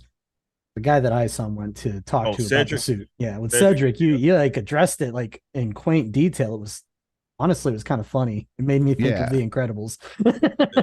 Yeah, but it's like that's what frustrates me about not the Marvel and DC universe, and not so much your comics, because you actually put some thought into the design of the characters and making it look like that it's functional, so that suspense of reality is kind of expanded a little bit more. Yeah, they match more, but I think that goes with the story, so that way it's just easier for people to follow because they're new characters. So compared to a character of like Superman who's been around for like what 70 years, 80. That was what Too long. between Batman. Batman was what like 1939. So somewhere around there. Yeah, somewhere around there. So I mean, I think the characters are a lot more functional. So I would pick your side, not because you're here, because I would tell you I would not pick your side. I think you know that. Yeah. But I think those characters would actually, Batman would be an issue, but once you pin him down, I think Alcor would win with that. Don't get me started on Batman. I always see like a lot of Omni-Man in a lot of the the show Invincible on Amazon, and I see a lot of comparisons, a lot of similarities between that style and your style. Although you can say it's obviously different, but I would love to see that crossover. That would be amazing. But I because the character designs are so like, it seems like it could be the same universe, although they're just a little bit different. Even Omni-Man is crazy. Yeah, well, Omni-Man is basically a space Nazi, but he's like just a dick. So super dick. So I think that would be fun because I like those comics that have that. I mean, why don't we just add Homelander in there too? Jesus. Yeah, I could do anything. But yeah, but that's the only questions I have there. But I think Brazen Entertainment is just a great choice. I like them. I saw them a lot. But yeah, thank you, Eric. That's all I had. Not very in-depth question that time for me. Very bad. It was fun. I enjoyed the answer though. That was awesome. I enjoyed the answer too. Thank you, Eric. Yeah. All right, we'll skip Heroes and see. I was going to say, do we have to go to Hero? No. I mean, we could skip your turn this time there, Soda. No, mine's actually the last one he's going to love. I hope so. I hope so. I hope so. So we got. If I get, I will say if we get there in 30 minutes. Yeah, 30 minutes. So Hero, keep it under 30 minutes. That'll be easy. I'll keep it under 5. How's that? Thank you, sir. I appreciate you and what you do for the gaming community. So Eric, my last question is this time not about ISOM. I wanted to go into other questions potentially about the comics, but then I thought better of it because I felt like it'd be too spoilery. And you haven't even done your spoiler talks on your own channel yet. Yeah. So I actually I'm gonna jump back to I'm gonna jump to something else. I doubt you've forgotten about it. First of all, actually, forgive me, and I lied a little bit. What's up with the Viking metal band at the end of ISOM 1? Is this like a teaser for Backwards? Is this like an insert for Backwards the band, or are you trying to jump into some Norse mythology stuff? Well, with Norfolka, we have a lot of we got some plans, let's say that. That was such a fun team or band to create. Obviously at the end of ISOM, but ISOM, look, it was a tall order. It was a task, right? It wasn't just about launching his story. We kind of are launching the entire universe, right? So I was trying to drop the nuggets there to get people's minds jogging. And obviously, because I'm a metal guy, this is a metal band. There's a lot of fun things it is that we could do with Norfolka. And Tony and I are just going, we both like metal too. So it's a lot of let's just say that I got plans and there's a lot of cool things that we're gonna do with Norfolka. And of course you can't ignore my background in the music stuff.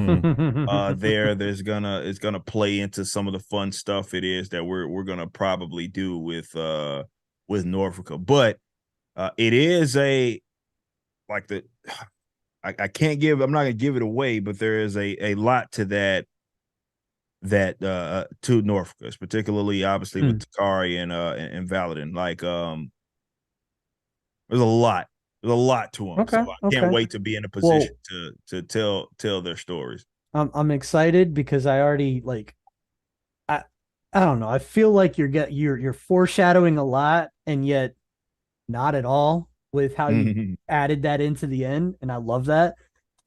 but that was also kind of a lead in. Next album drop backwards. When?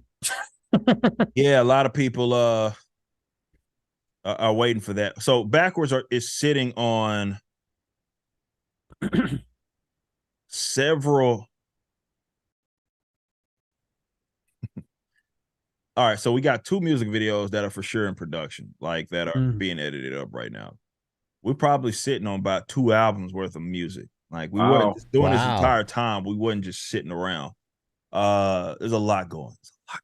So I'll say that much, that backwards is going to return, and it's going to be like very soon. Like again, we're getting these music videos lined up, preparing kind of how our revamp, if you will, is going to be. So let's just say soon.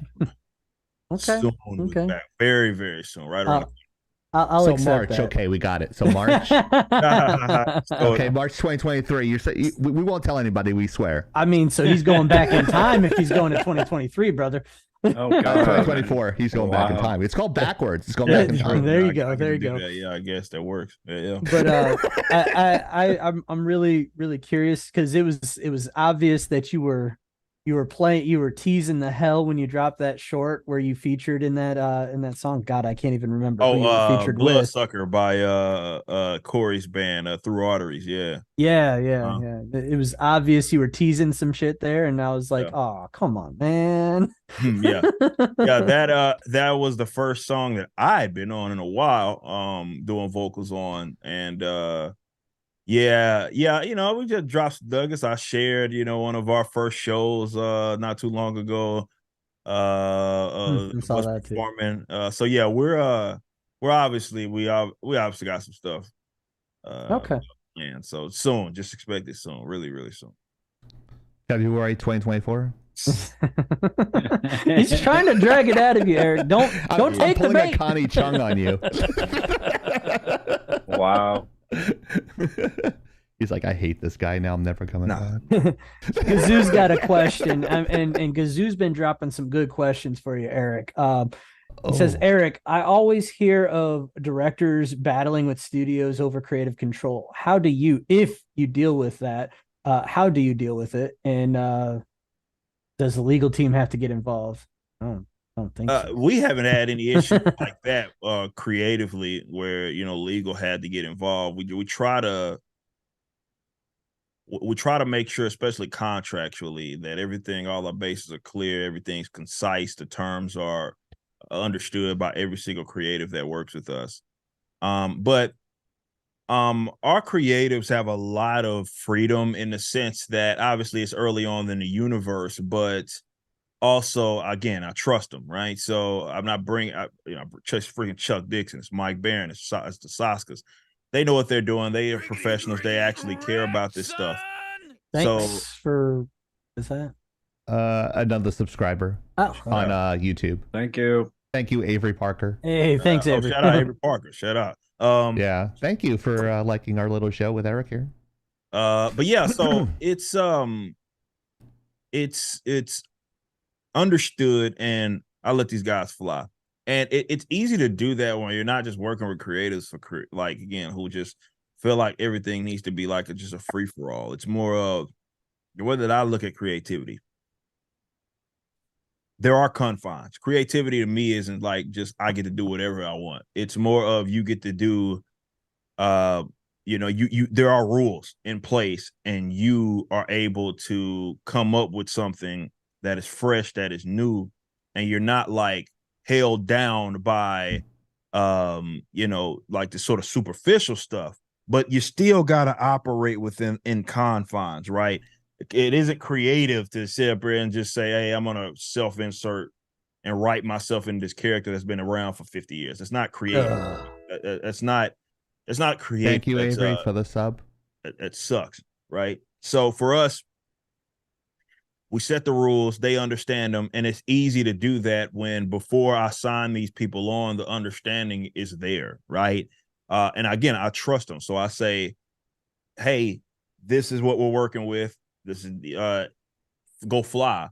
But they know the rules, right? And they care enough to initiate that conversation. It's not me having to do that. They want to know about the characters just as much as I want them to know about it. So they'll ask questions. Right. Saskas, they hit me up 3 a.m. They're working on something, and it's like, hey, would this happen? What do you think about this? And I chime in with my thoughts on that because they want to know who it is that they're working with. So, and what it is they're working with. So, working with professionals like that makes this easy. I do. Unfortunately, with arts, you deal with a lot of people that think that they should just be able to kind of run them. I think that's why the comic book industry is in the state that it's in, right? It's kind of the insane people run the asylum, and people think that they never hear the term no, Eric. Yeah, this never, is the generation never. where I don't know what an say, editor does over there. It seems like, and it's not just with this quote unquote woke stuff. That's part of it, but it's also just from a continuity standpoint where, like, a story that I've talked about before. I don't know why the writers lose them either. There was a recent Batman story where Batman's flying or floating over a riot. And, everybody knows Batman would not just sit up there and see that going down and be like, yeah, I'm good. But that's exactly what he did. Like Rick and Morty episode. He said, hey, these guys, because they were rioting and looting and stuff. And he was like, yeah, these guys, it's all right. I'm going to keep doing what I have to do because those businesses have insurance. I'm like, that is the most not Batman thing that I've ever heard of. Batman would did they not read The Dark Knight? Right. No, right. But what Eric is saying is that's what's said in the media. Like, that's what the left says. It's like, oh, they have insurance. Oh, yeah. I'm sorry. Sorry, Oni. I didn't know. No, but it's like, to your point on it, it's like, that's so out of character, right? That's not Batman. Batman doesn't do that, right? Batman, well, it doesn't matter, it's not a social justice warrior. No, it's a criminal doing anything, right? He's going to make sure that he's going to disperse of that, especially if it's a group of them wreaking sort of havoc. But, to the point, it's a lot of people would say, well, that's creativity. It's like, hey, it's all, but it's not. That's just bad art, right? This is all that makes for bad creative. So, look, establishing the rules, and the creatives understand that. I think that's why there's not a push and pull. And, people get favorable contracts here as well, people that have their creative input there. We make sure that they're taken care of. So, it just makes it easy. And I'm not going to sit up here and pretend like there will never, ever, ever be a conflict, never, ever, ever be a problem. But I try to mitigate that before it ever becomes a problem. And I also bring people on that are not like problematic, like to that type of thing. Like, I wouldn't bring someone that has a history of just running characters into the ground. I don't think they have a place here at the Riververse. I hope not. Yeah, right. I mean, that's why character sheets in character synopses are so important before you even establish a story. You write that synopsis, you put the scale of the character, you say this is what they were like. Once you break that down and you give the creative that parameter, they can be creative with that parameter because you need, and then maybe you can exercise a little bit out of there, and that's why you're getting the calls at 3 a.m, which are perfectly fine because creatives work they're night owls essentially. Sure. So, all hours. But, like Soda, he never sleeps because he's an avatar. But but yeah, so I think that's why you don't have a lot of issues is because you've done the pre-pro for everything, so it makes life a whole lot easier, and you can get to sleep. So on that particular subject, do you think that you would ever sell or market a product along the lines of a character Bible of the Rippaverse characters, like as a collectible? Like an encyclopedia. Maybe. We do have a universe Bible that we're all obviously always keeping up with. Good question. And maybe these stories keep coming out, and we can justify giving people some, like, I don't know, I got a bunch of the Marvel DC encyclopedias there. We can back when it mattered. If we can justify handbooks and doing cool stuff like that, absolutely. For sure. I'd be game for doing something like that. Awesome. Okay. Oni, what you got? Oni's next.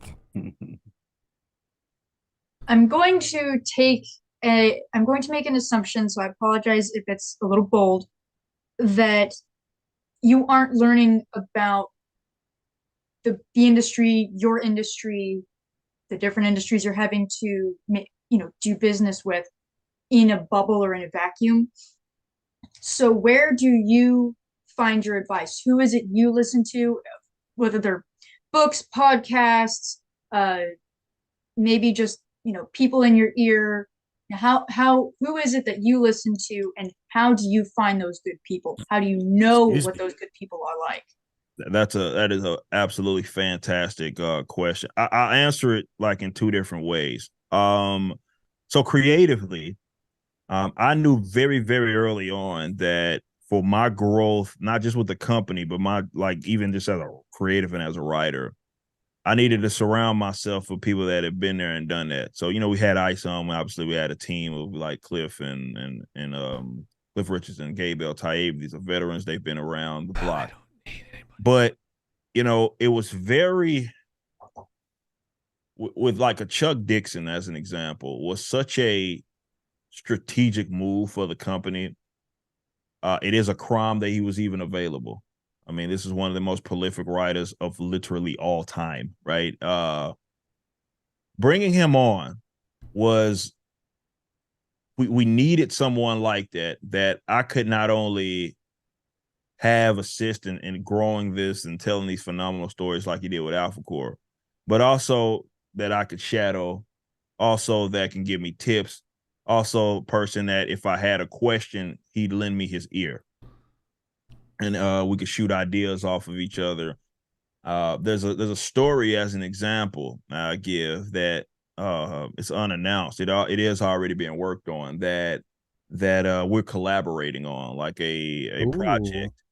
And there, I was drawing out kind of, hey, my ideas, and there was one specific thing. Everything else he was on board with, but there was one specific thing. He was like, okay, so I can't make sense of this, and here's why. And he explained it so perfectly, and we polished it up. We made that idea better. But that's the type of stuff it is that I need, right? It helps me again grow. I'm definitely compared to Chuck. I'm a spring chicken, right? Chuck's been on the block. I'm young, so it's like I'm growing. So creatively, having them around, having Chuck, having like the Saskas who have dabbed in a little bit of everything with what they've done in film and even what they've done in comics. It's so very, very helpful. And I picked up a lot of tips and tricks along the way, which is why I wanted them to be mainstays kind of within the company. So I always had access to them if I had some questions. And again, they get to help me day to day. Excuse me. So with now with the business stuff, it's a little different because business, especially in comics, none of it makes sense. And what I mean by that, what I mean by that is what is considered the quote unquote industry standard. I couldn't make sense of it because it didn't make sense. And I think that's where a lot of the economic problems around comics have why they exist. It's because there's a lot of people going through the motions of what the standard has been. And it's been a very long time since people collectively asked the question, why are we doing it this way? Right. So a lot of that was me picking up game from other business ventures that I had. A lot I learned from music crossed over into how we operate business with the Rippaverse, right? Things that I've learned along the way from just operating a band, even for that matter, crosses into this. So, business wise, it's been more of me collecting information right along the way, because now I've been put in this position where not a lot of people are in right now. It's like now people looking at me like, hey, how do I get there? So I quickly became like, okay, I'm less asking questions, now I'm answering them, right? Because of the trial and error and the fact that we made it work. But there are some universal truths. There are some things that will cross over economically. And there are some like successful businessmen that are, in my kind of personal life, real estate and done sort of stuff. And it can help me kind of, it's not a direct crossover all the time, but there are some universal truths and tips and tricks, even on how to like structure the business that I picked up from people that have been successful in ventures that were outside of comics, for sure. And obviously having a legal team And I think that's the underrated thing. Having a legal team of professionals like mines are like, I mean, these guys are the best in business. Like, let's be honest. And the reason why I say that's so important is because they have other people that they've represented, right? That have made a lot of money, right? And they also Give us the fucking money. All right, Soda, settle down, dude. Wow, calm down. They can give us some perspective, right? So they can say, even on just a structural company or something, they could say, hey, this is a good idea because X, Y, and Z. It's funny. We have some cool aspirations with Rippaverse, right? That we're gonna be doing, and we're gonna execute. And I remember going up to one of my lawyers, and I was like, "Hey, me and the team were talking about this. What you think about this?" And he was already ahead of me on it. He was like, "Hey, just letting you know, we built it this way so you could do what it is that you want to do." And that's why it's so important to have like a team around you that knows what it is they're doing, but they can offer a perspective that you might not see. They can see it from an angle because of their experience and even working with other people. So it's a little different creatively and business wise, but I thankfully there's a lot of people who I've been able to pick up game from over the years. And a guy like Chuck, he won't turn down any sort of question it is that I have about even just the creative stuff. And that's a big shout out to him. That's a testament to his character. And again, I my growth, I mean, being able to have a guy like that next to me is just, I can't quantify it, man. So I got somebody on YouTube posing a question for you, Eric. Okay. He kind of said it was more of a question to himself to get like better engagement for his own perspective. But I'm gonna ask it for him anyways. He was talking back about an earlier question. So creativity is being bound by rules, yet figuring a way to bring an interesting perspective through said character that is entertaining, question mark. I figured the answer is yes. That's yes. That's putting it perfectly. That's what true creativity to me is. It's not just this ruleless thing. It's like, yeah, there are confines, there are rules, but you're able to operate within them and come up with something fresh that is unique, that is new. And that's what the best can do. Like I said, with Alpha Core, Chuck Dixon, he learns the characters. We have meetings about who these characters are, and then he doesn't try to say, hey, Brian from Alpha Core needs to represent me. He's like, no, Brian from Alpha Core, that's who he is. He's a character that already has been conceptualized. Let me write and put him in a scenario and put the team in a scenario that is fresh. And this is why I keep saying, look, you could have sat me down in a room until my dying days, and I would have never come up with that story. I would have never come up. That's only something that Chuck Dixon would have been able to come up with. And then he followed up Oni's previous question about mentors that you have around you. He goes, Oni, that's a solid question, but I want to follow up. How does one find these people, these beneficial advisors? Yeah, it's not easy. I mean, a lot of them are going to make them available to you. I think that's why you got to kind of focus on yourself and be the best version of you that you possibly can. And I do believe you will attract. Look, you're going to attract bad actors as well, but you will also attract people that are just generally good. So it's less about it'll happen organically, I guess, more so is my answer to that question. As you're doing your own thing. So we did what we did with the Rippaverse. So with ISOM and Chuck was inclined obviously to work with us, thankfully. So it's just a matter of doing you to the best of your ability, working on yourself, and then you will find very valuable people that will gravitate towards you. You'll be able to pick their brain. You'll be able to again get put on game and get some advice from them. And you just got to be ready for it. So I would say it'll happen organically, and you'll know when it happens. It'll kind of fall in your lap. Yep, I agree with that. Before, I don't think there seems to be any more that I can see. There was someone said, so no legal team means you're screwed. Got it. I'm like, And look, that's such a. Go ahead. It sucks. That it's like this. I mean, there's a reason why, the vast majority of you talking about just legal folk, lawyers. Yeah. America has most of them. Yeah. They're a necessary evil in a lot of cases. And yes, it sucks. But it is, it is very well true. You have to have a competent legal team. Otherwise, in some kind of way, you're going to be jacked. And it won't happen immediately, but something will happen at some point. The old saying is, you start seeing success when someone serves you a lawsuit. That's just kind of how this industry, how every industry, it doesn't matter what it is, you're going to have some sort of legal conflict once you start seeing a lot of success. It literally does not matter what the industry is. So it's important and so very vital that you have a go-to.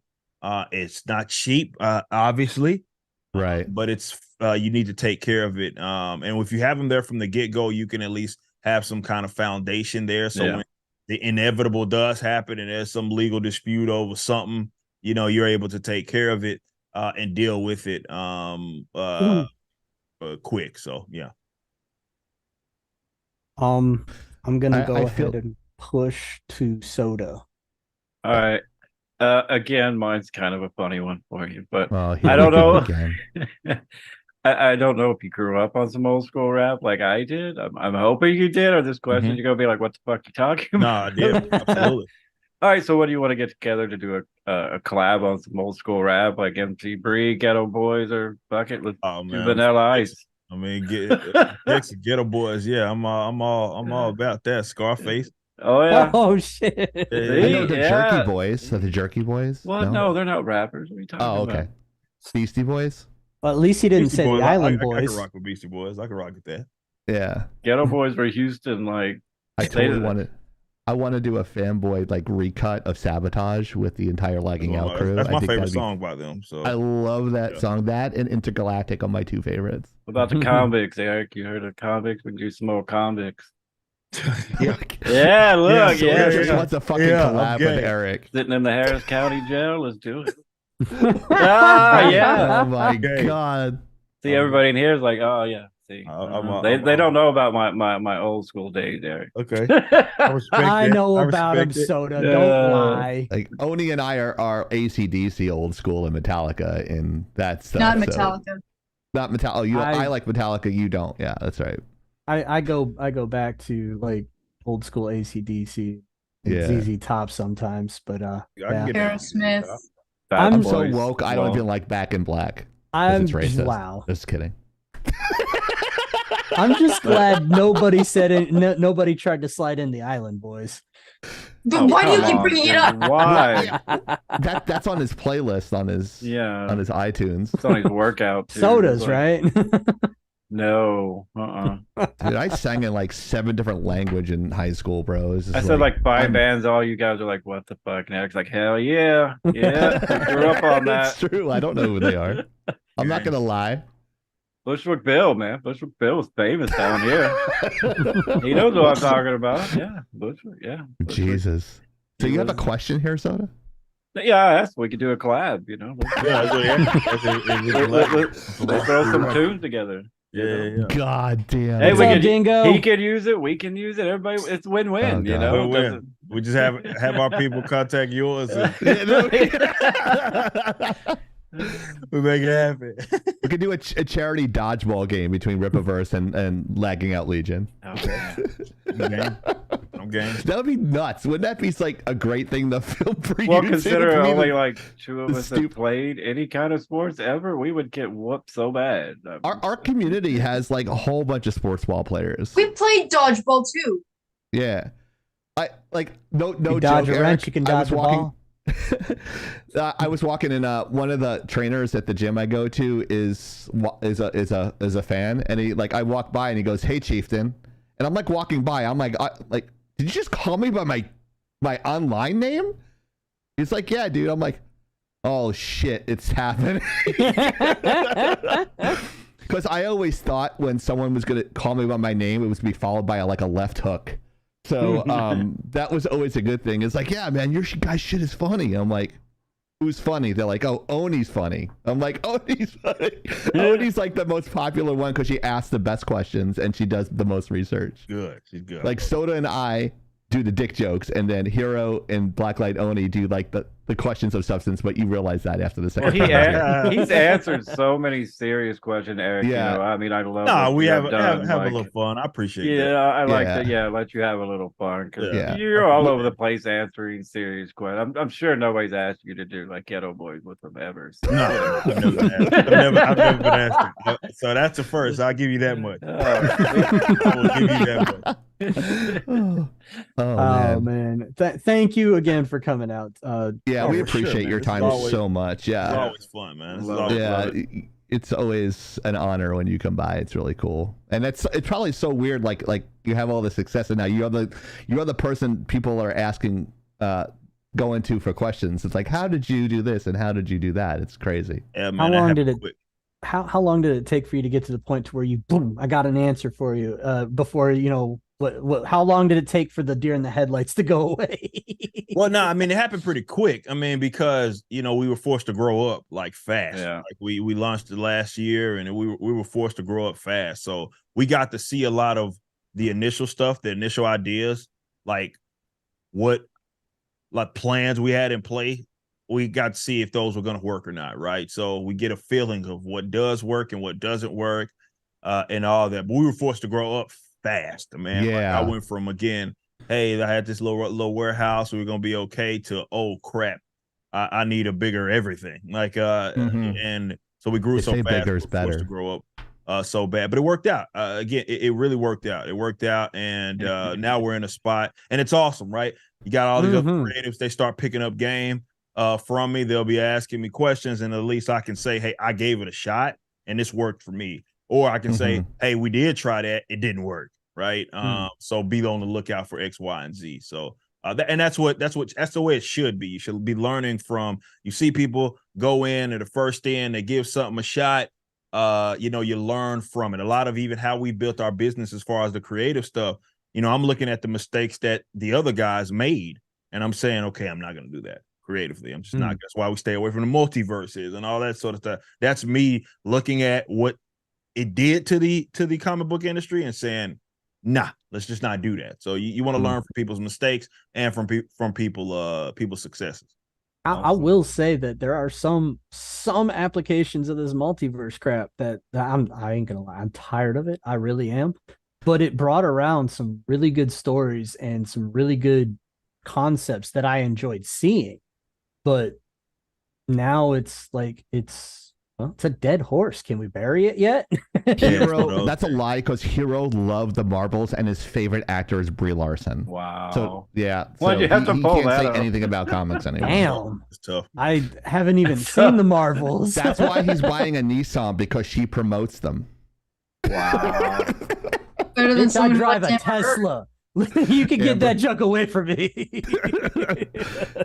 We have a special sound effect for Amber Heard every time she came. Oh God. Like, I don't have it on this setup, unfortunately. Thank God. I don't have Anyways. the she's gay, she likes vagina. I don't have that. No, that's not that one. Yeah.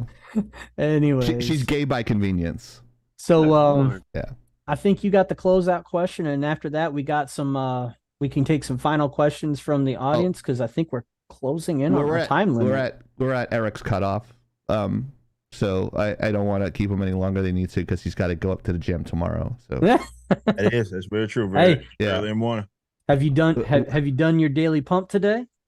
Not today, and I'm not happy about it. But I'll be back early morning tomorrow. I'm back. I feel that. There we go, dude. Tomorrow's leg day, Eric. So I'll see you at the gym at 5:30. All right, I'll see you there. I did my leg day yesterday. I'm regretting it, but I love it. Like, I got back into the gym this week after my little fight, Duke's out session with the COVID, and I don't know how, but I am stronger than I was when I took the break. Usually that week off actually helps. Yeah, we had a weight loss challenge this year, Eric and Hero and myself, and we made it public to everybody. And even when we didn't hit our goals and stuff. It's like we appreciate that. It's like gamers don't just play video games and eat like chips and Mountain Dew. Yeah. We go to the gym. I lost 10, 12 pounds. He's lost like 20. There you go. So I don't know about quite that, but yeah, I did lose a bunch of weight since last Yeah. year. Yeah, and his wife is like a supermodel now. So I mean, she's lost like what, 100 and what? Oh my gosh. Okay, so my wife started Just- her journey at like almost 280 pounds because, well, she didn't listen to the advice of doctors when she was pregnant years ago, so it never came off. And she started getting serious about it, but she's also had some internal conflicts. We all have our demons. And she did her little stint with the VA, and they finally gave in and let her do some things, and now she's down to 170. That is Yeah. beautiful. Yeah, she's awesome job. Yeah. It's awesome. Hell yeah. I love it. Yeah. That's So, an entire me. Yeah, Right. it's an entire you. It's Yeah. a you and a half. It's a you and a quarter. half. Okay. Eric has to go, unfortunately. Yeah. So I don't want to hold him more than 2 hours because that's Look, if he wants to stick around, If you he's wanna welcome stick to. around. I'm Yeah, not going to totally. force you. If you wanted to stay, but Nah, But, nah, seriously, I appreciate y'all, man. This is fun. I'm glad that we got to do it again, Absolutely. man. I love doing this type of stuff and getting to chat about kind of what we're doing as Everything. Rippaverse and Oh. just other random stuff going on creatively. It's always fun. So I know Mhm. great. we will be doing it again. Hell yeah. Yeah, Uh, awesome. Speaking, man, but I always have fun on these. These are awesome. Awesome. Look, Thank you. Eric, I am Yeah. so. If you want us, hold on one so- second, Hero. Hold Okay, on one go second. ahead. Hold on one fucking second, Hero. Just kidding. I'm just kidding. No, if you want us to jump in on your stuff or anything, just let us know. Yeah. It's reciprocal. You took the time out, and we have no time taking our time out for you. So Yeah, like we do that with everybody and all the creators. Like I jump on everybody's stuff, and Deep Dive Gaming in there. We're in there all the time. We promote everybody, big, small, and everybody. We just spread the love. So positivity just breeds positivity, and we that's what we're about here, and that's what you guys are about. So we just love the fact that you want to come back again. Yeah. That's awesome. Yeah, we'll do it again. And, We'll do it again. Yeah, we'll do it again. Just don't get too famous for us, you know. Yeah, Nah. don't get too famous for us. Nah, won't, It's won't gonna get be harder. Like Hero actually made a good point. He's like, it's gonna get harder and harder to get Eric. I'm like, yeah, Yeah, probably, it's going to be probably. Yeah, I agree. probably, and that's a good thing for Eric. Bad for us, but don't forget us little people. Nah, I'd say, Eric, maybe one day we've got the 100,000 people here. Yeah, you who get to knows? come. Yeah, you know, Yeah, that's exactly. like, You never that's know. our goal. We do have goals. You know. And You see, it you happens see the quick. quality of our stuff, so it's not bad. Yeah. But I'm sorry, Hero, I cut you off, sir. Go ahead. No, you're parting fine. words, and we'll let I Eric go. just want to say I'm impressed that you are clearly a humble individual. You know of your beginnings. You're aware of that. I'm impressed. I'm happy to see that. I'm honored, and like I look up to that. I like the fact that, you know, I'm sitting here pumping your head big and all that, and you're just like, nah, I'm not about that. It's humble. I think that's impressive. You've done 3 books that have cracked over $1 million in sales, and you're still you. Yeah. Most definitely. Nah, I appreciate you, man. I appreciate that. I appreciate everybody, man. Oh yeah. You know, Yeah. like all you guys having me on, and you know, like I again love taking time out to do stuff like this. Love people part of the fandom. I love, you know, just big and small, it doesn't really matter, man. I just appreciate everybody and all the love being shown. So yeah. Definitely. One request, Eric, please check your PO box, bro, because Caro says you never check your PO box. There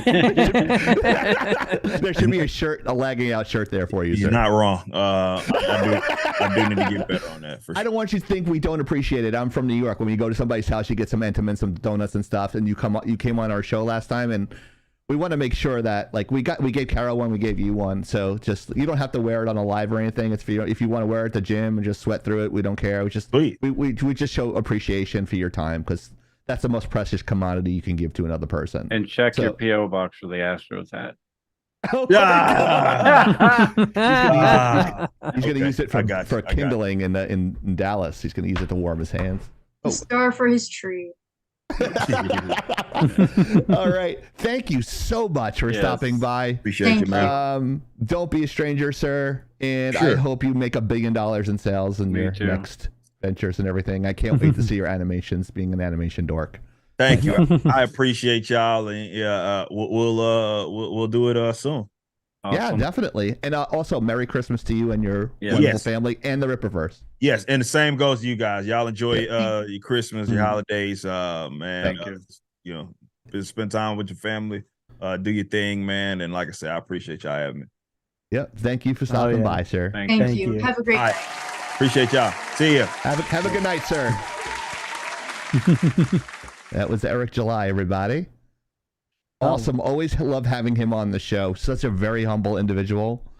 Very real. And I just might say, Hero and Oni, great job with those questions. Soda, what the fuck? I had to have some fun. You know It was funny. I love, he's so not full of himself. He's so humble. He's such a great guy.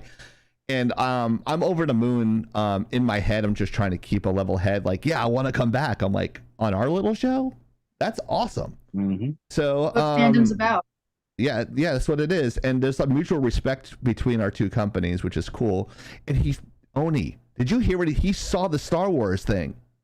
I know, right? He fucking saw it. That's awesome. Holy shit. I always like keeping it together. I'm like, yeah, Oni wrote all that shit. I just did the Pixel Monkey stuff, and I wanted his hero as Chewbacca, and then like apparently he liked it. He saw it. Well, he didn't say he didn't like it, but he didn't say he liked it. But Yeah. but that's pretty cool that people of like clout or like watching our stuff and want to come back to our show. And that's because of our fans in the chat and because of you three doing such a great job and keep me in line pretty much. Like, did you do this? Did you do this? Ah, fuck. And also a big shout. Rogue Raven did a lot of that. Thank you, Rogue Raven, like fucking, like if you did, she's a fucking bulldog. If you would see the conversations between her and Caro, like, hey, what's up? Is Eric available this week, this month or something? It's like, nah, we'll like, and she got like, she should be a booker, like a professional booker. Like she's good with that. And that's awesome. She's just really, because I'm, believe it or not, an introvert. I never, like you guys, I'm not comfortable asking for anything. You guys know that. Soda, Oni, Hero, you guys like know, like I kind of keep that close to the vest. I have this like thing where I hate asking for help, which is a horrible trait I do have. But yeah. So I asked everyone on staff, this is including the chat as well, moving on to this, right? We're moving on to the gift giving stuff. I sent everybody a special gift via email. Cost me so much fucking money.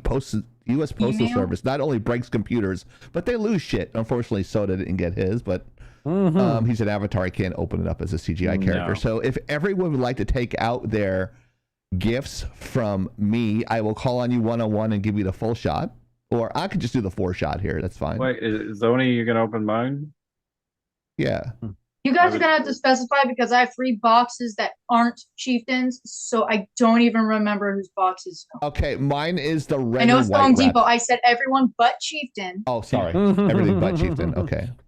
Honestly, I selected gift wrap on both the stuff that I sent to Soda and well, to everybody. Well, I don't think the giant pickle fit is the problem. Wow. Pickle Rick? Are you salty about it? Oh, no, God. I love my pickle Rick. In fact, my mom's like, "What the fuck is this?" I'm like, "That's pickle Rick." It's Pickle True Rick. love. So I would like to see So the reaction I when sent- you open mine. I sent something very Laggin Out esque to the staff. So Wait, boo. it's molded and laser printed. All right.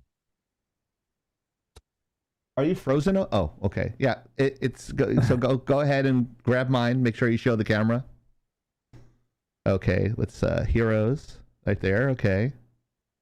So Are we gonna do it on a 4-shot or? Yeah, I'm doing it on a 4-shot, so I'm making sure everyone has theirs. So yeah, you can go ahead and start unwrapping it now, guys. Chieftain's gift to the staff. Do. As long Oh, as you it's could've not a taken it out of the mold of box. something. Oh. Actually, it was kind of funny, Oni. I sent one to your sister, and it was in a spaghetti box. Yeah, she she said told that. me. It was so funny.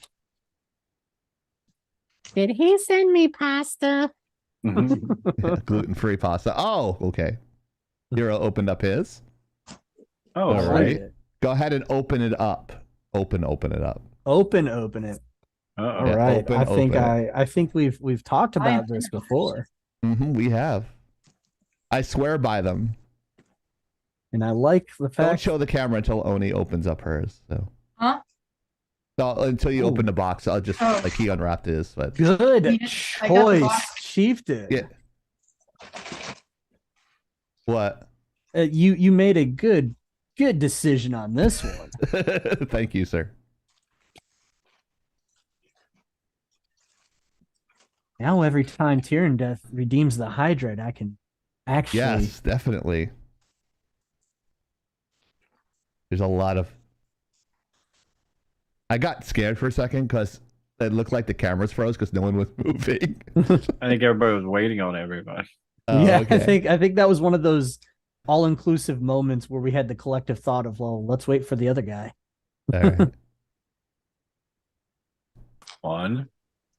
Oh, shield. Yeah. I see All right, Mariner's open got this. his. Mine's even green. Thank you, Chieftain. Yes, dude. Of course your water bottle is going to be green. It's not easy being green.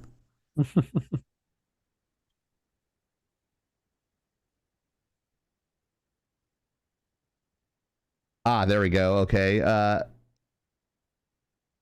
Where is what the fuck? Where is? Oh, there's.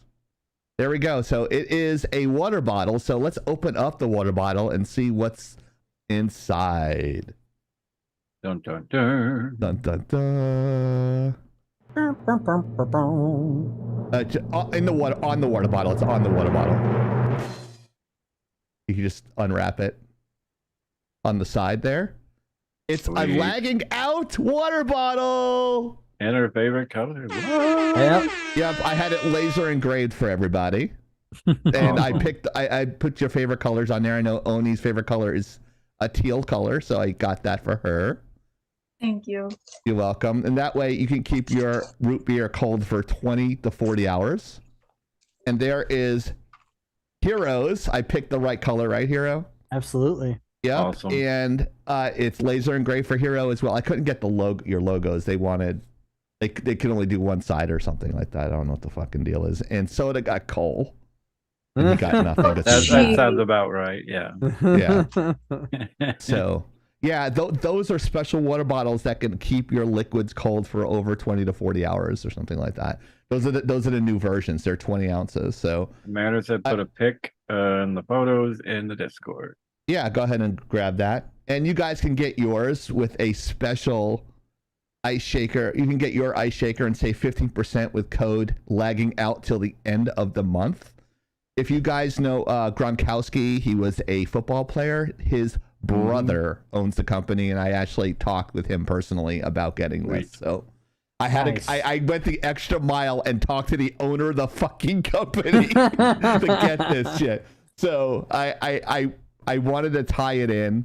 I used a different font than Impact for the save 15%. You're welcome, Soda. Thank you. Yeah. Thank you. So When yeah. his finally arrives. The red one comes out clearer on the set.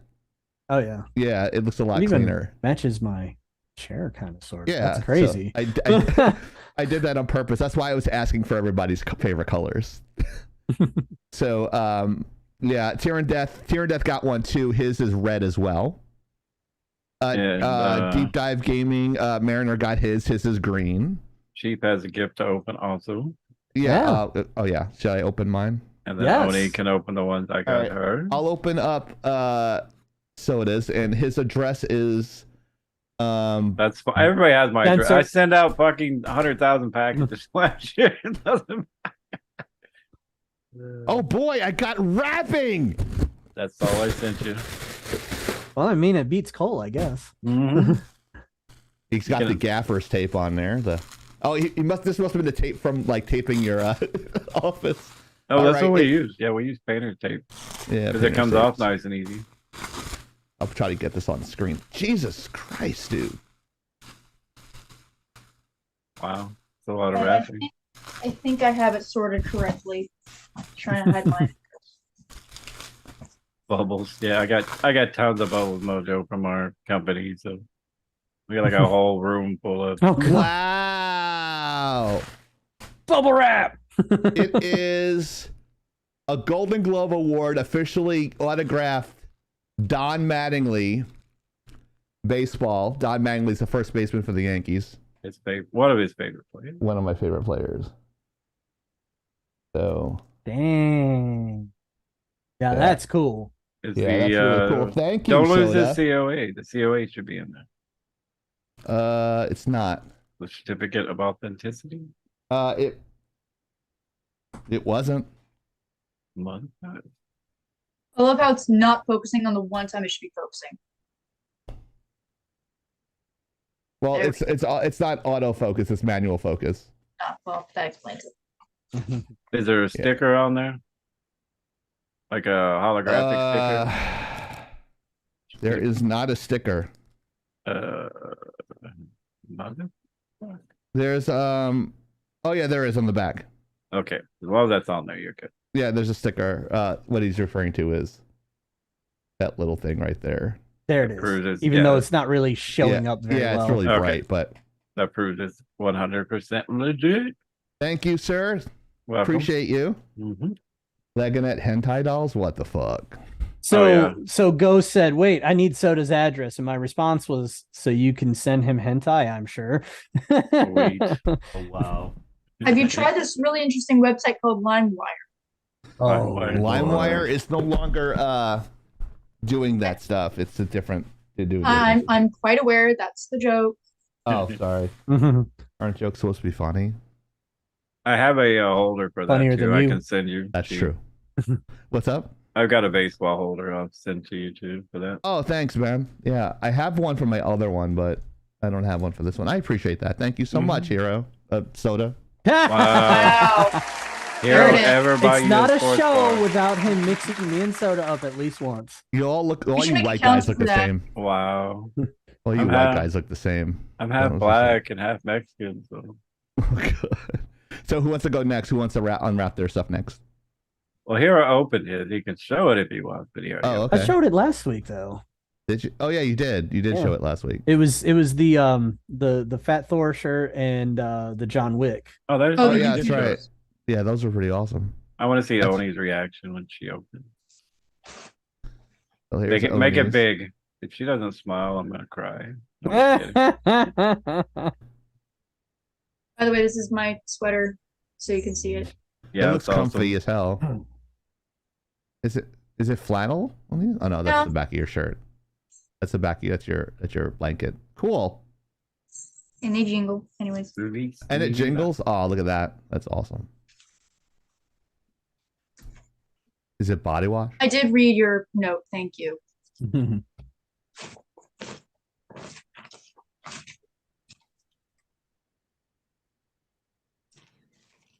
I don't remember which one I put in a package. I said I had 3. Well, I can tell you what it's gonna start being. Made in China. China. Fuck the China part. Don't read that part. Sorry. Oh, yeah, Those were the coolest ones I could find. So. I have seen this brand around. I've actually seen these dice. Badger helped me pick them out. Oh wow, they D20 dice. I'm gonna pretend you didn't fucking say that. I don't know what they're called. I don't play that. So this brand is known for doing more fanciful dice. Oh, those are pretty. This is part of their, I believe, their Elven set, wow. and so technically Wow. they're called polyhedral dice. This I can't tell from the lighting. I don't think it's pure purple. I'm pretty sure this is one of their iridescent versions, if I recall. Yeah, it was Because supposed to be I've- tealish purple color, like your. Yeah, I've got a warm light on this side, and I've got a semi-warm light on this side, so I can't see wieners. But I have actually looked at this set before. So Cool. no, thanks. Try not to drop it because heaven forbid I drop this on my computer. Yeah, you can kind of see it. You can kind of see it in the glint of the computer, even with all this light. The D&D dice. These are metal dice, by the way. So oh, that's nice. They will fucking thoughtful. hurt. So now I am now up to 3 sets of dice. Ghost It begins. says they're Satan summoning dice, which are used in the satanic game of D&D. Correct. And well, it must be incorrect because I'm pretty sure it's I'm Satan. I'm already roll initiative, bitch. They automatically all the 20 rolls 20 every time. Roll for your soul. That reminds me of my collection of dice here. It's an Amazon box. And it's also this one, right? I sent you 3. Oh gosh. 3? Uh-huh. There might be 2 in one box.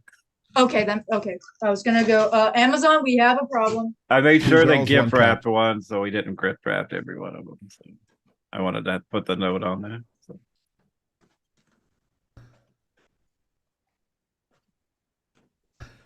And one of these, I'm hoping you can use on the live.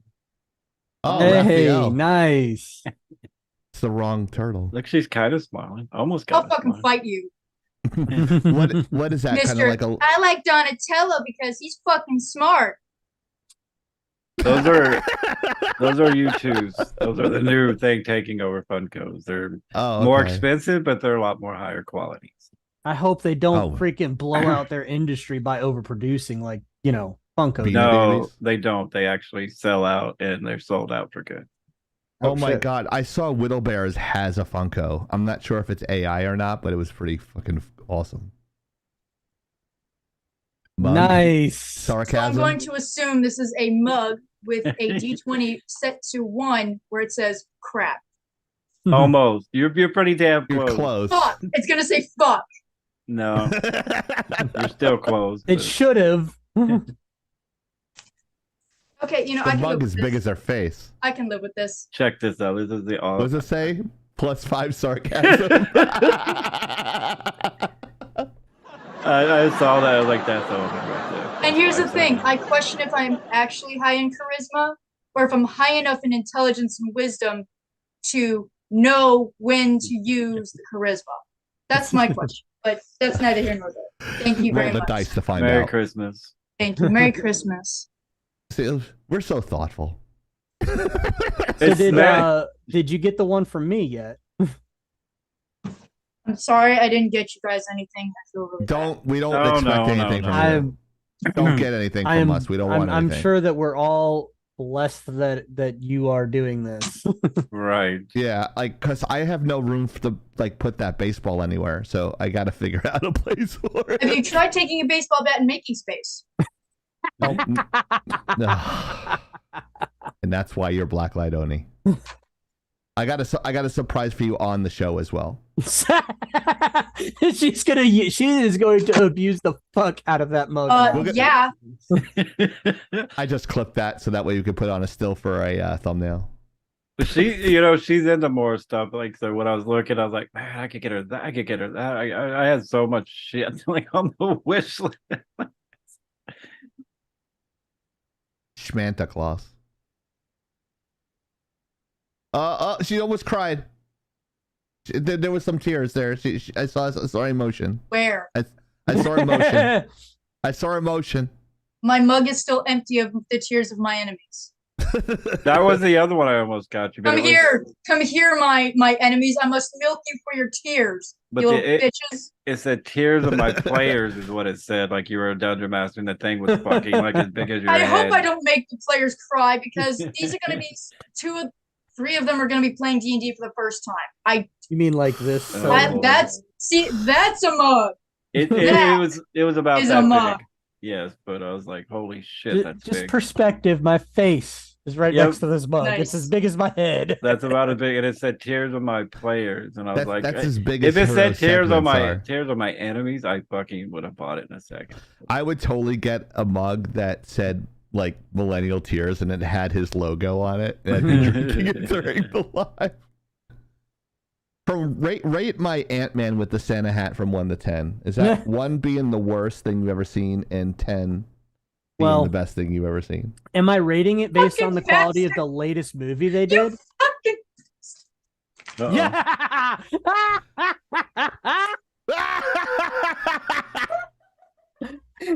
She said, "You fucking bastard." I fucking hate you. I fucking hate you. While she's laughing her ass off. I'm never living this down in my ever. Law, what the?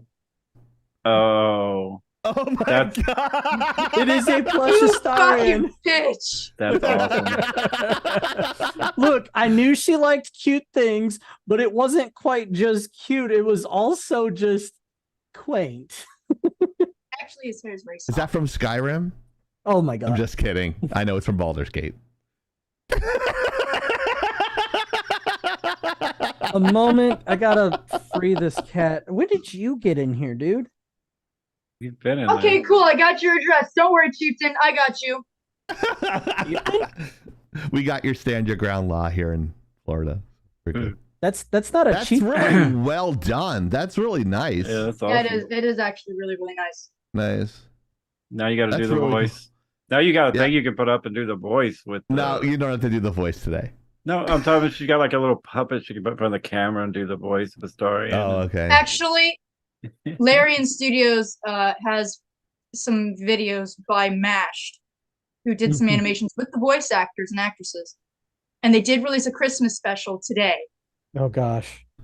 in the same style. So, yes, there is a little sort of, there's Astarian again. I have a cat. Awesome. Hello, Cairo. Hello, cat. My cats are outside this room because I don't want them ruining anything. This is my All right. sanctum. He Do I have to- piggybacked off of the wife coming in here. Hang on. earlier. At Blacklight Oni, we need a redeem to make Oni cosplay as that guy from Baldur's Gate 3 for the live. That guy. Oh, You mean yeah, like we might do that Owen? next year. We might do that next year. I already did it though. No, you know what? I think Fucking wig's up there. See, that's perfect. You could put the wig on and do the voice for like 5 minutes. You know, like Chieftain does the hat. But then what about Cowboy. the teeth? What about the fangs? What about the ears? No, Do you no understand fangs. how much work it Oh, no. takes? Wouldn't go that far. Then what's the point? Do it. You can The do it right. voice, because you could do the voice and do it so well. This is how you piss off Oni in 3 seconds. You cosplay that chick really well. Oh, Wow. And you At did. least- at least he doesn't sparkle. That is very true. Just saying. I will still despise Twilight for doing that, and also I despise 50 Shades for even being based off of fan fiction like that, and then fucking over the, metaphorically speaking, the BDSM community. So I don't know that I'd say metaphorically, but no, they metaphorically did it because the BDSM community isn't about that shit. They took that very seriously. fair enough. Chief got one more. So now I have Astarian and I have Trumps. Oh, for all you guys, if you want to know what Hero sent me, he sent me a giant fucking pickle Rick, and it's the greatest thing ever. So, oh wow! awesome. Hey, see, I got pickle Rick. I got a regular Morty. Rick from Rick and Morty. Ah, sweet. Stuffed animal. A stuffed animal, whatever it is. That's awesome. Thank you, Hero. That's great. That's hilarious. They can hang out if we ever meet up. I'll bring my pickle Yeah. Rick. You bring your Rick. Oh, that's fucking hilarious. Oh, that's so fucking. Oh, that's hilarious. And they can hang with Asterion. There we go. That's fucking Yeah. cool. It's fucking great. I love how you both got each other Rick. Oh, I got them both Rick, actually. He couldn't go wrong. You knew it. He's like, he can't go wrong with Rick and Morty ever. That's awesome, Hero. Thank you so much, sir. I That's think cool. Cairo's waiting to get out of the room. I'll be right back. That is fucking cool as shit. That's awesome. Thank you so much. Trying to get out, buddy. Hi, Cairo. I mean, Oh, yeah, he yeah. looks perfect up there too. That's fucked up. Meow. We reference literally Pickle Rick every time. What's now let's Hero get doing? Justin Rowland on the show. Oh, that'd be great. What about my Chieftain Hawaiian shirt I sent Hero that had my face all over it that looked like this? I think I got lost in the mail. Wow. Look, it was Hawaiian everyone happy shirt with Friday at work. a lagging out Christmas story. We shared it with all you guys. Yeah, we wanted to share it with you guys. I'm guessing I'll I got have a mug too. So if mine doesn't get here, I'll just take badges. Yeah. Oh wait, I'll message. I'll check the tracking number to see where it is. If not, no, I'll send you I'm another one. sure it's fine. It'll get here. Our mailman, we're like sadly All right. really Should I tight just wait with a the couple? mailman. Should I just wait a couple of days? Yeah. Just wait a couple. Okay. Wait till after Christmas. Like Okay. that's cool. Yeah. We're Did you guys like the water bottles? Were those okay? Yeah. Thank you. I think I you're like, overthinking it, Chief. They're perfect. Yeah. Okay. All right. Good. I was gonna get myself one, but I already have one. But I have the older one. That's what this one is. This is the older one. But Mariner asked if we're gonna share the picture that he put up in Discord of his. Oh, we can. Yeah, sure. Crap. Yeah. There's stuff Ask and you shall receive, sir. There's stuff. Let me Sadly, open it up. My brother's girlfriend sent me a picture. She got on a bad accident on the highway, smashed her car. Oh God. She says she's okay, but Okay. Man, an ice shaker decal. All right. Where site. is it? What part is it under pics or Photos. Probably under photos? photos. Okay. What? Oh, okay. There it is. All right. Thank you Let me for the just- blue water bottle, Chief. So Tyrion Death didn't get a red one; he got a blue one. Yeah, he got a blue one. Oh, You I'm said sorry. red Yeah. earlier. I'm sorry, I meant blue. Because I was gonna get him a red one, but I don't remember which one I selected. All right. Give me a second. Let me load this up. It's gonna be kind of small. Don't say that's what she said. Too late. Let's She see. did a Shot gallon combos, full screen. Take a look here at Mariners there. Hey, Oh. that's actually a nice green. Yeah. Yeah, that's like almost the color of his logo. So Yeah. that's the Hey. one. Like an army green almost.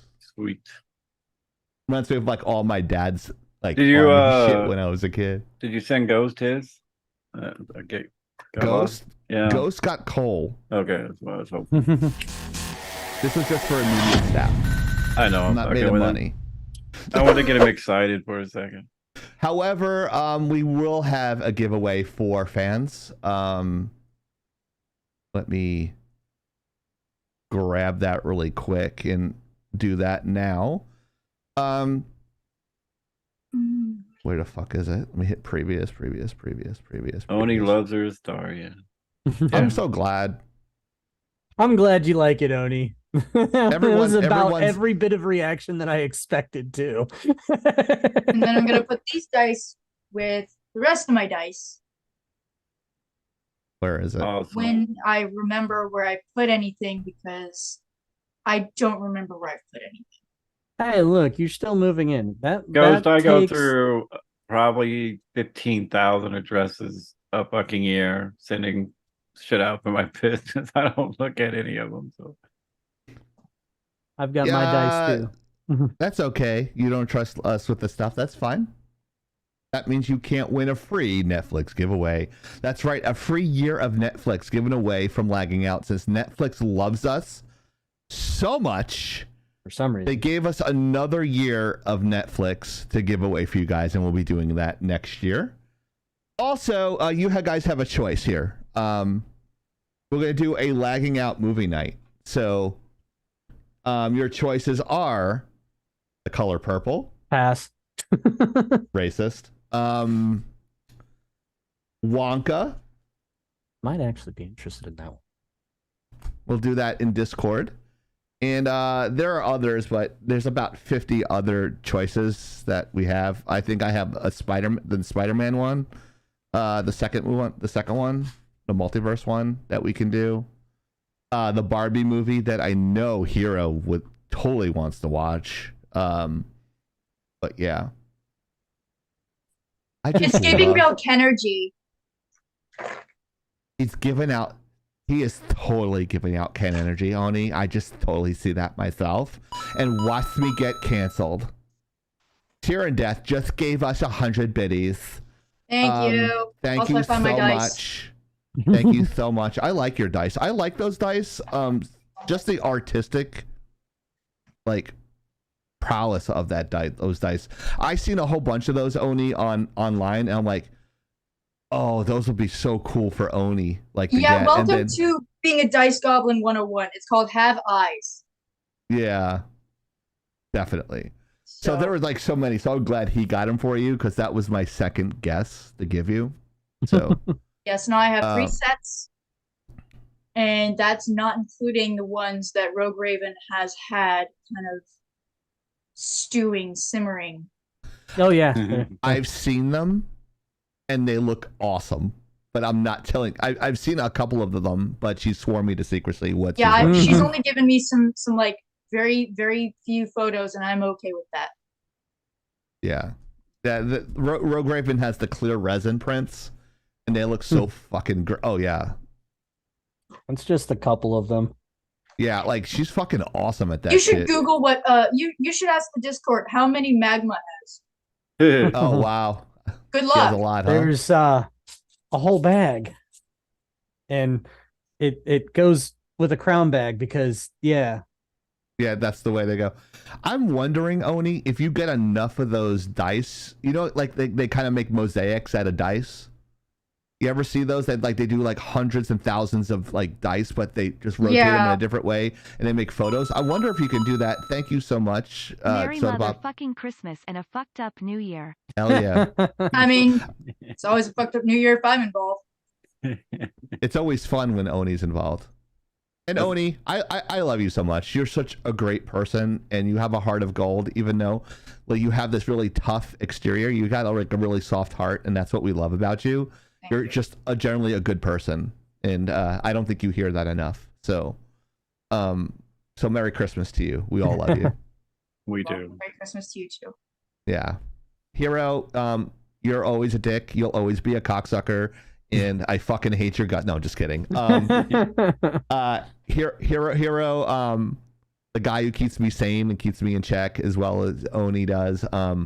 Really good guy. He does a lot behind the scenes like Oni does to make everything look so good and great on the live.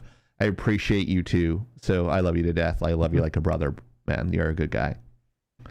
Always And gotta do that's the it. right No, I'm thing. just kidding. Soda. Soda is like my partner in crime, and without him I wouldn't be getting paid this year because he got me that job at the other school. And he's a good friend, and to a fault, he's like too good of a friend. I think like he gives and gives to everybody around him and never gets the same in return. I don't think it's possible. No matter how hard I try, I can't like keep up with his generosity. So he's awesome too. So I Merry love Christmas all to you sir. guys. Merry Christmas Yeah, to you. like we might fight like family, but at the end of the day, we're all cool. I Tear and rarely Death, fight. Just No, saying. like Tear and Death, Mariner, Rogue Raven. You guys are amazing people, and I can go on and on how amazing. Mariner like helped with the website, an amazing guy. Tear and Death just dealing with my shit and my pronunciation of your name wrong on purpose. You're appreciated, and we can't wait to make you part of the stream team next year. Yes, that's happening. I know I haven't talked to you about it, but guess what? You're fucking doing it whether you like it or not, you bitch. But, and Ghost, go eat a fucking taco. I can't stand you. No, I'm just kidding. No, Ghost is tolerable. He's a good guy too. And everyone, Gazoo, like I can't. Gazoo, all Gazoo, Magma, everybody, Ripperverse, just everyone for just watching our stupid little show on Fridays. Like you Dingo, guys make it don't worthwhile. forget Dingo. Yeah, Dingo as well. And no matter how tired we are after a week of working, we love entertaining you guys for the week. Thank you, Hero. We come here, we're exhausted. Oni and I like have trouble sleeping a lot, and sometimes it's hard for us to do it on Fridays. And and we're in different time zones in different states, and we all come together on a Friday to entertain you guys, and we appreciate everybody in the chat, in Kick, YouTube, everything else, TikTok, and we appreciate you guys so much. Yes. And we hope next year is even better than this year. Your donations and your time have been the best we've ever had at Lagging Out. Like, we've never had so many donations and bits and subs from you guys, and we thank you so much. And that's why we're able to do these giveaways and do all this stuff and allow us to do this every week. We just appreciate you guys so much, and thank you for sharing this journey with us. And that's the only mushy shit I'm gonna go say. So fuck you guys. No more mushy shit from Chief.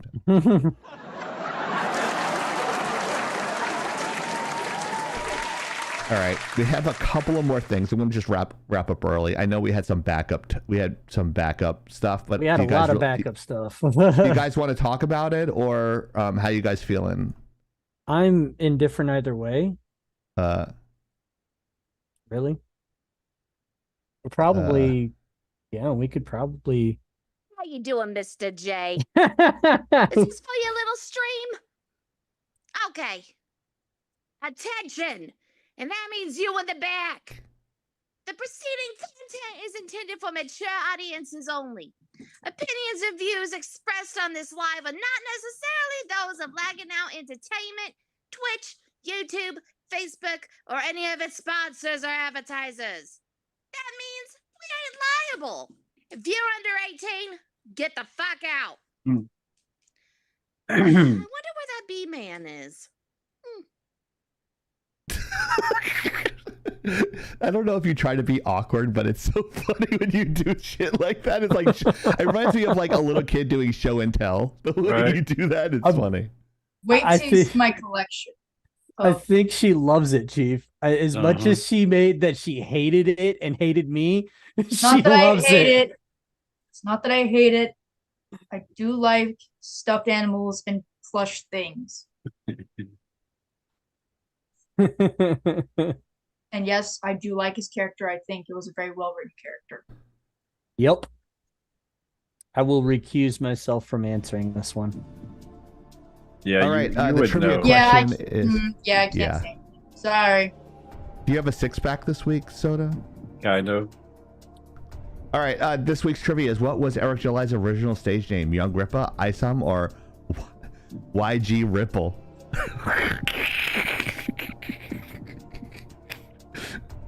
That's funny. So think about that. Easy question. Actually, it's not that easy. Okay.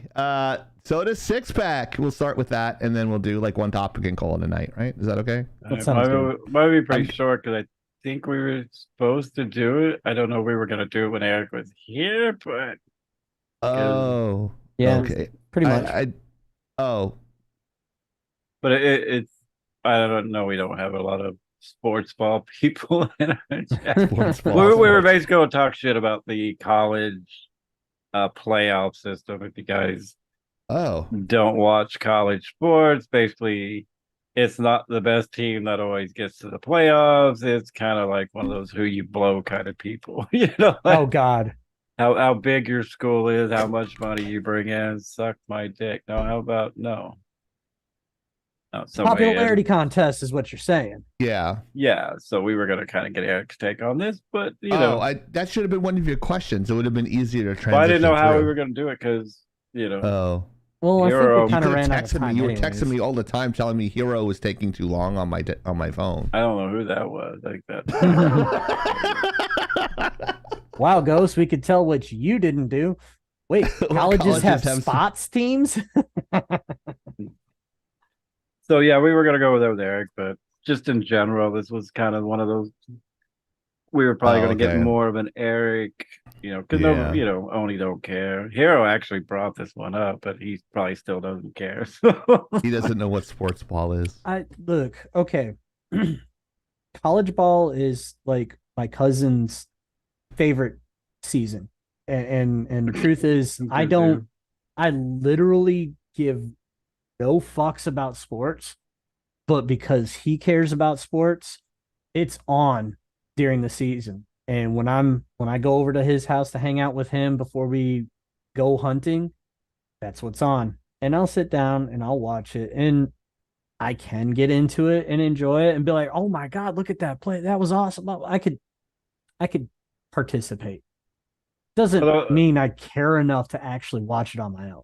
The I really great thing about these games and the bowl games and all that, they're actually, the students are getting some of that kickback now, where even 10 years ago they couldn't get paid. Now they're getting paid millions and millions of dollars to play college. So And most of these kids are not going to make the NFL anyway. yeah, so. some of them, yeah, Well- like especially LeBron James' kid sucks ass. Yeah, I'm telling you, Damn. LeBron, your kid sucks balls.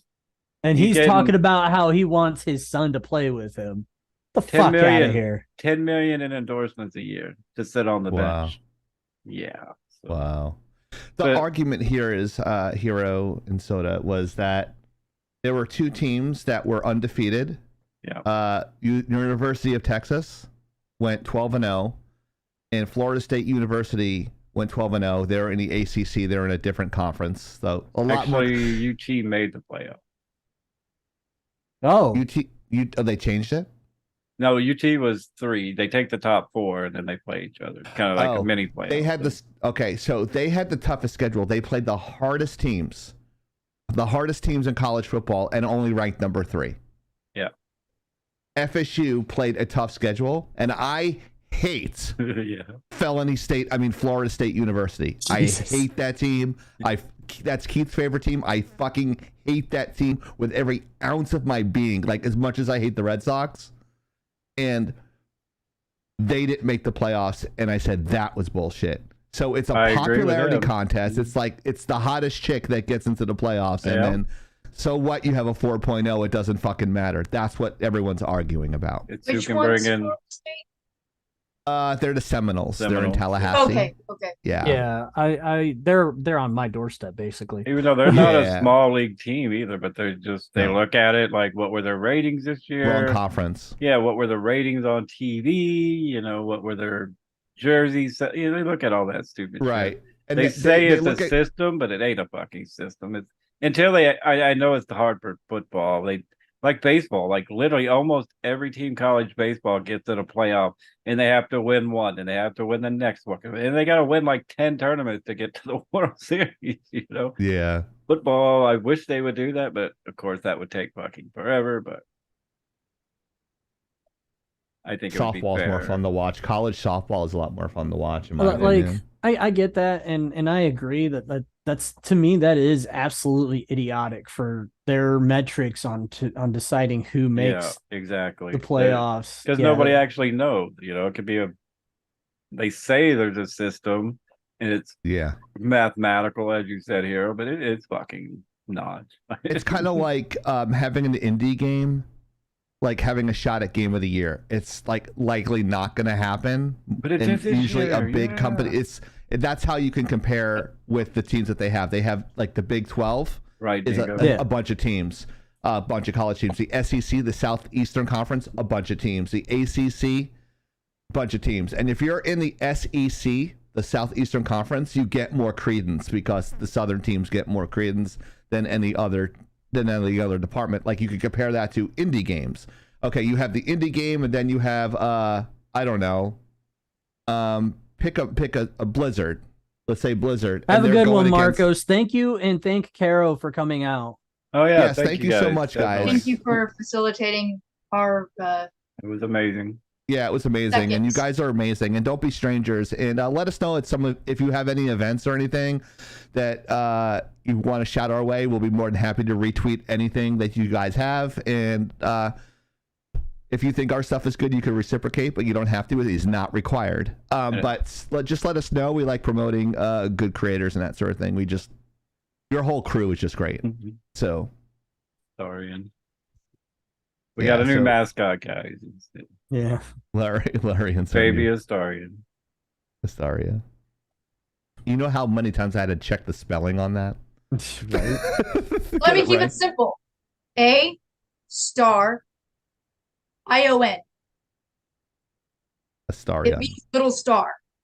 Oh. I thought she was gonna go somewhere his else with game- that even and make it name even is gay. funnier. Ass Tar Yan.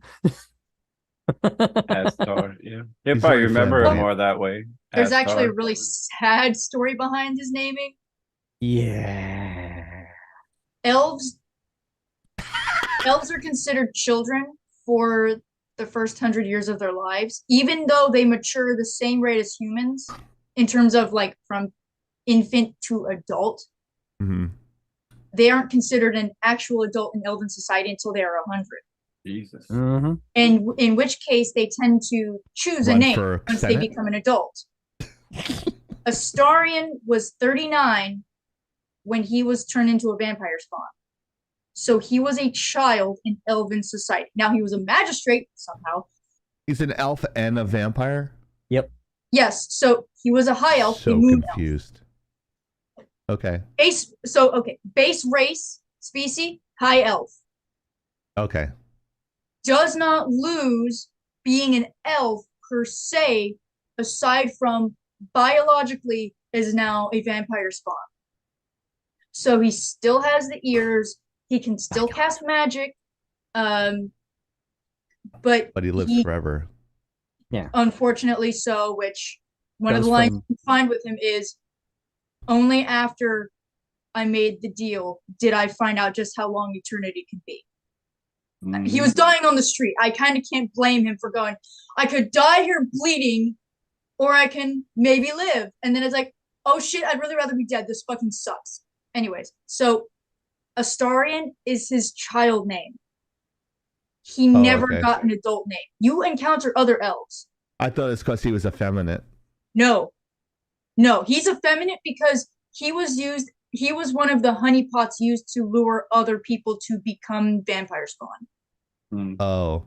He was It's like used. Fei. It's really, really bad. Like, it was tastefully done.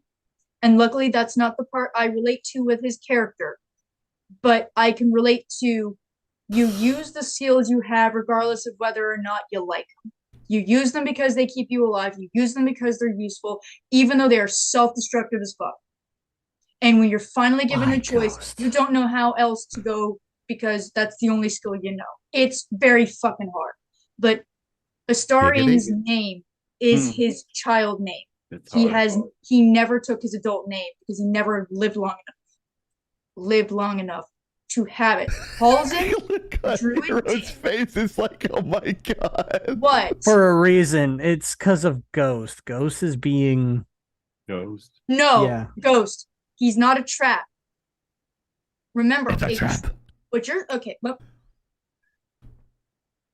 Reset. a trap is it is a phrase that is not always considered very polite for someone who is not the gender that they seemingly are. So, for example, Trey.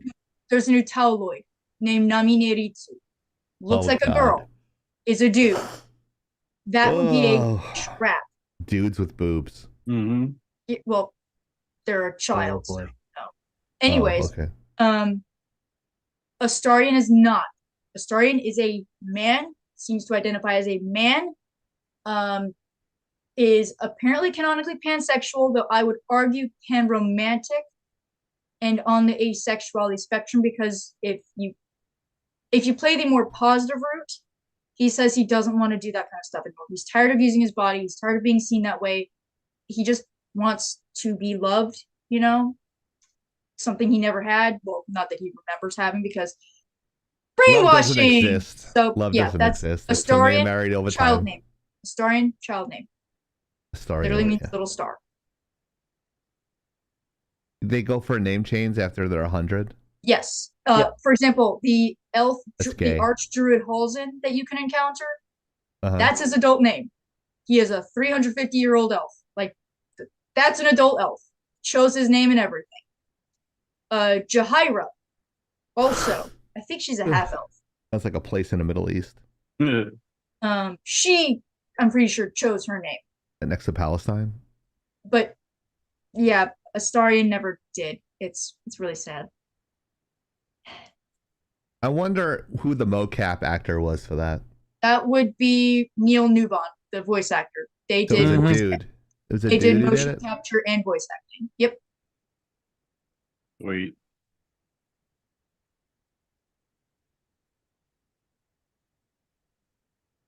All I'm right. just reading something that Something. Hero said. I don't know what's going on. Okay. Anyways, this one can be briefly done. Okay.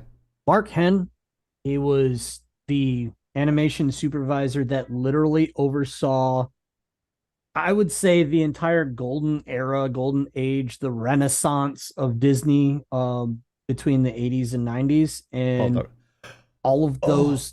all of those characters were created, done, animated, everything under his supervision. That's Belle, Pocahontas, Mulan, man. Ariel, Jasmine, and Tiana. Some of that stuff was done in Orlando. You want to know something cool? You see where he's drawing at? That drawing table? Yeah. I've sat at one of those drawing tables. It's a Disney drawing table where I work. They have 6 of them. Nice. And I think we have that one. Sweet. I offered to buy it. You know how much? 10,000. Close. $5,000. Dang. It's an official Disney desk. If I can get that with the fucking drawing disc, that Mark Henn, I'm like, I would fly Mark Henn out to fucking sign that thing, bro. Oh yeah. I'm like, sign this. I'm an animation dork. Sign this, dude. Yeah. And apparently he retired. Good for him. This is bittersweet in my opinion, although it's Well, they can't make arguable, them white anymore. And make him gay. but- or a chick. Wait, no. That's that They one. are chicks. He drew all characters, like different characters of every race. So you can't even give him shit about that. Every race is a lot of different races are represented there. Yeah, I know. I Yeah, it's just I think it's weird. it's an achievement and it's amazing, especially in the current climate of Disney that he has made it to retirement. Oh, yeah. It's now arguable whether or not there's talent left in Disney. Right. And now I wonder if there's any left at all now that he's retired. I love the fact that he has, like, on his pencil has an eraser tip on it. Fucking great. And he's animating the right way. The 3 hole pins you see on the top here, he's actually doing it on the bottom. He's doing it the right way. Like some animators do it with the 3 hole pin. This is a specific thing for animation paper. It's a long punch hole and then a circular one and a long punch hole. They do that so that way you have to buy animation paper at a particular part, and those are like, back when I was going to school, were $100 a ream. Damn. Yeah, and I went through 5-6 reams for animation. I drew on discs like this. It was a fucking nightmare. So the mere fact that he got to the point of retirement and still can walk around after doing a lot of that animation, because like if you haven't done it, it's a lot of fucking work, guys. I animated a ferret chasing a ball, a quadruped, my second time animating anything, and it took forever. I was 19 at the time. I wanted to put a bullet in my head. It was like I was like, I ain't doing traditional. So this guy is a fucking legend, and he deserves to be celebrated for his achievements. And he's never heard a bad thing about him. You never hear a bad thing about animators anyway. We're just a bunch of grunts sitting in front of a screen like drawing shit. But it's always the people in charge of the departments that you hear about. Yeah, but amazing artist, and I know I'm geeking out on this. I'm sorry, Hero, but no, you're fine. But it's just one of those things. Like, I grew up with all those films. Literally, Beauty and the Beast is the reason why I got into animation. So this is one of the guys that like inspired me to do what I did. So I'm glad he's retiring, so that way there's an open position for me. But that was a joke. But yeah, awesome. I don't know if he was here. He might have been at Legacy Studios too for a little bit. Went back to Disney. I don't know the whole story behind Mark, but I'd have to look it up a little bit more. So I always do my homework on the animators when we talk about it, but I forgot to do this one this week, so I apologize. But go ahead. Anybody else? No. Oni? Chieftain. No, go What? ahead, Sarah. Oh, I was just say cheap to kind of nerd it out already. I mean, it's just those were some of the biggest movies. Yeah. Disney Renaissance.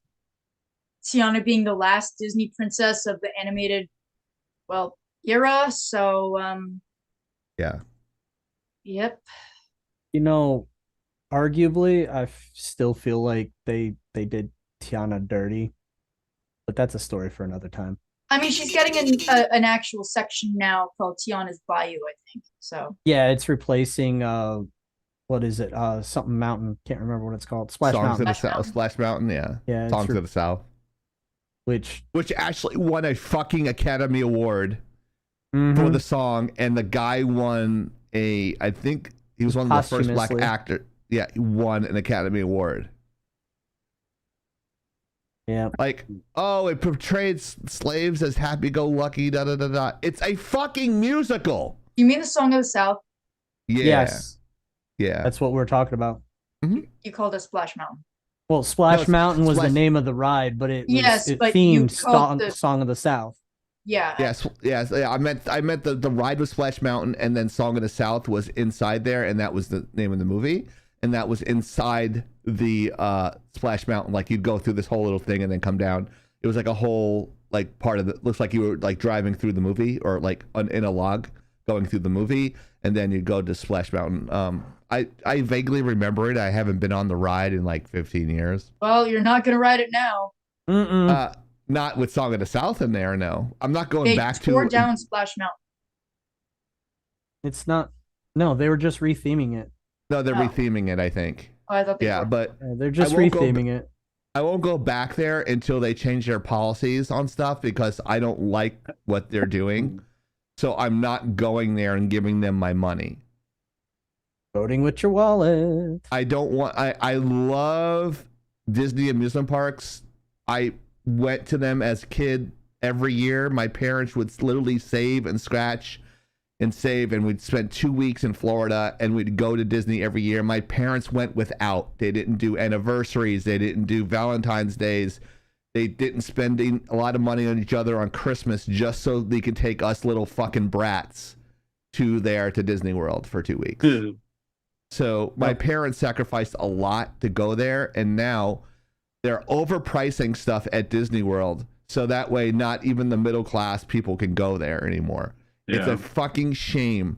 And like someone said, well, it's like someone said this. I'm going to adapt it and say, well, they had a good run. They're done.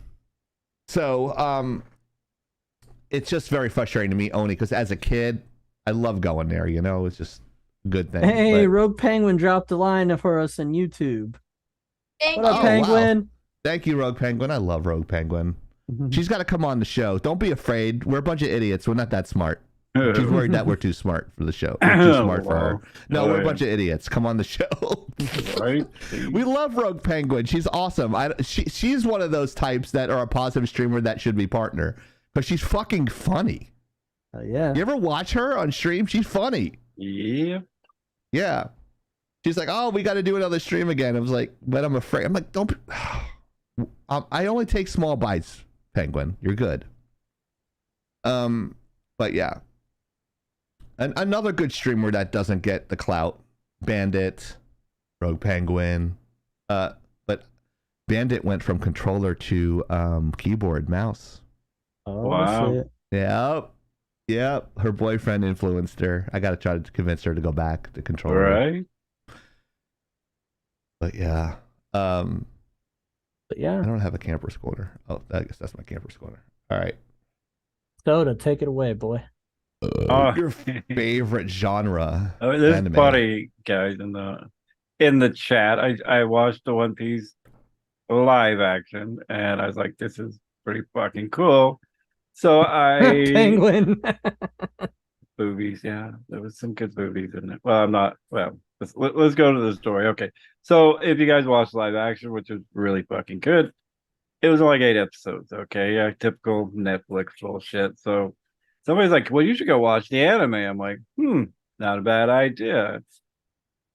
And they were like, oh, look, new 20th season out. And I'm like, okay, well, it can't be too bad. I'm figuring, 20 episodes a season. First fucking season, 62 episodes through the first fucking season yet. So I'm like, yeah, and here, like, you hear they're remaking it, right? So I'm like, I haven't even learned all the fucking characters. Like, I'm still learning because you guys know I don't want to say I wasn't an anime fan. I just never took time to watch it, and I am enjoying it very much. But apparently Netflix is going to ride this for all they can. Of course, they want their fucking money. So apparently they are going to make Give us some fucking money. Yeah, that's what they're screaming right now, especially if they have the rights, which I'm guessing they do right now. They are going to make basically a whole new, from what I understand, basically making a whole new One Piece, but they're calling it the One Piece. Yeah. Is it about bikinis? I mean, there are some pretty girls in there. So. Scantily clad. Yeah, very much so. That's- And a lot of people were asking, well, how'd they do? And there's 62 episodes. They had to condense down to 8. I think they did a good job. So if you guys are wondering whether you should watch it or not, I think you should. So, but it is currently in production right now. They haven't gave a release date, of course. It will be made by Wit Studio, who made Spy X Family and Attack on Titan. Which and is of course, kind of a big deal. Of course, they're working with the original, people from One Piece. I don't know how to say this. I know Oni's going to correct me with the Toei animation. Toei animation. Okay, so they will be working with them.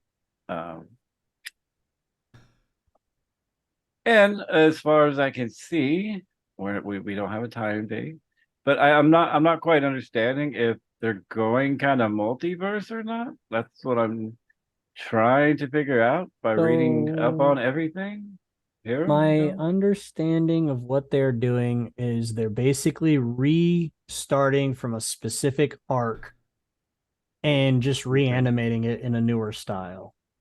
And that's just the 25th anniversary celebration. I mean, it's like basically doing the 25th anniversary re-release of the original Godzilla kind of thing. Okay. Well, good thing just is, as an example, by the way, not referring to anything specific. the live action did get picked up for season 2. So thank God with Netflix on that. Because I don't know how they would end it, but they left it on a cliffhanger already. But watching the actual anime, it's like, oh, I'm doing a lot of O's because they did put that all in the live Rather action. that and ums. I did do one but I figured out why. But of course, I know everybody in here probably has watched every fucking episode other than me, so no spoilers. No spoilers for me. But yeah, it's 1,000 fucking episodes. Oh my god. It's 1,000 freaking episodes. Yeah, Those Japanese sure know how to animate. Well, see, the thing about One Piece is I think it has finally taken maybe it has. I can't remember. It's one of the longest running anime in history. It'd have to be. I think it was Naruto. At one point it was Dragon Ball Z. And Naruto? How about Nora? No. Naruto is not anywhere near as long as Dragon Ball Z or One Piece. That kid's fucking annoying. Are we talking about anime or manga? His son is worse, I assure you. His son is worse. Yeah. I've seen like Anime 3 or episodes manga? of Naruto and one of his son, and I'm I was like, talking specifically about anime. One Piece doesn't come close. no. It's over 1,000 episodes, which there's one with over 2,500. Yeah, it was Dragon Ball Z, if I remember. shit. No, it's not. The fuck, it's not. List of anime series by episode count, according to Wikipedia. Fight. Don't hold me to this one. Okay. Yeah, neither of those are even close to the top 10. Oh, One Piece is at number 16. Come out fighting. damn. Uden is number 25. Bleach Which is one? at 30, but they did just pick that back up, so we'll Yep. see about that one. Sergeant Frog is number 33. Okay, anyways, so Frog. number 3 is Ojarumaru, never heard of it a day in my life. Yeah, Excuse never heard you. of that one. Started in 1998, so maybe. Nintama Rentaro. Rantaro. Nintama Rantaro. Not sure what that is.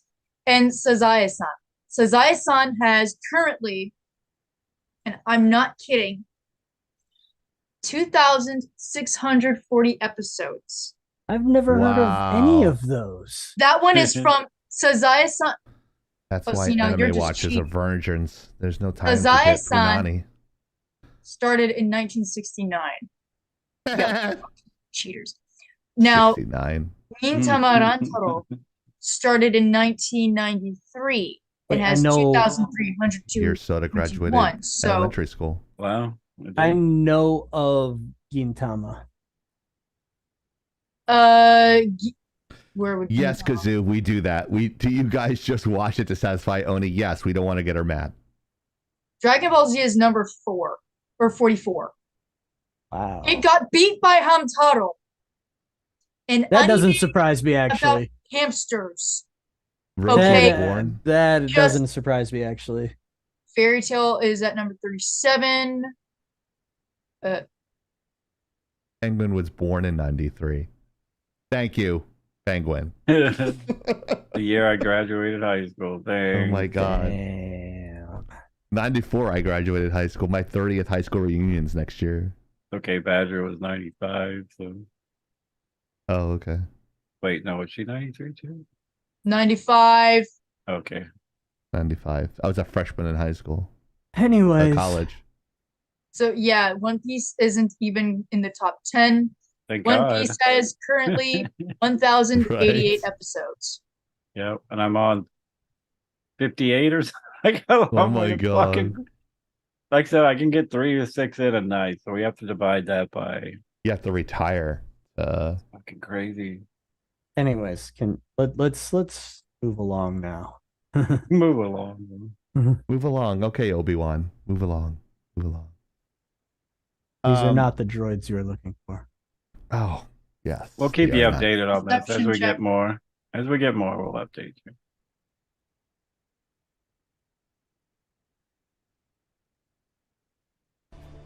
Anybody guess it in the chat? I didn't see any.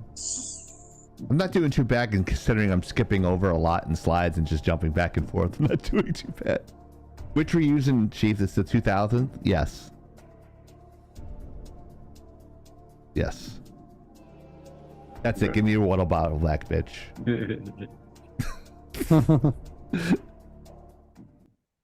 Okay. The answer is 20 weeks. Jesus Christ.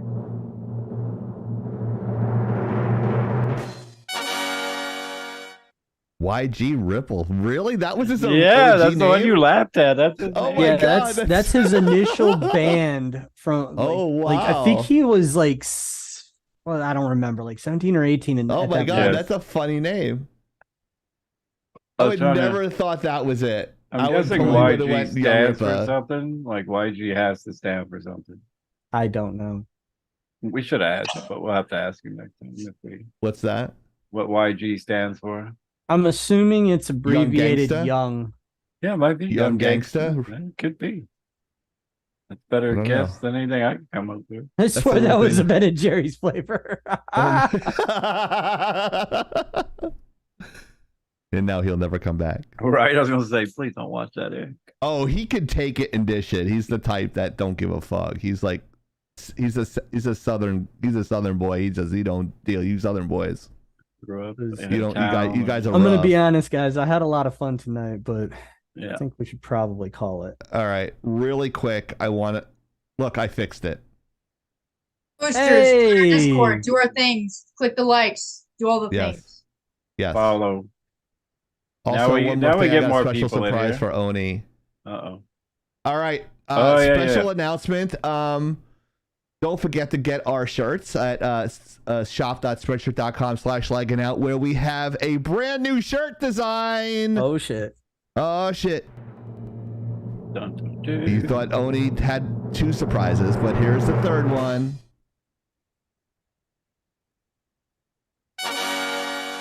The I Love Blacklight Oni t-shirt coming in 2024. The IA10 Oni. The IA10 Oni t-shirt. This will be coming next year and it'll be available on our store. It's the only I was helping Cheapster with this, and I'm like, that's the only fucking airplane I know in the world because of you. So I hope Oni likes it because I was trying to get it to look I tried to get it look right and as much as I can as like the I Love New York one. So I would love to have Oni's reaction to this. Thank you. You like it? Yeah, awesome. So I think I just might buy one and wear it for the first show next year. I want one. Yeah. It's gonna come in a black print and also white print depending on the color of shirt that you get, and it'll be on the Thanks for coming store. by, Ticker. Thank you, Thank you. Have a Ticker. good night. Merry Christmas. Christmas. Happy New Year. And Kwanzaa. And you will. Yes, the made-up holiday. No, it's not. Sorry, was that out loud? Aren't they all made up though?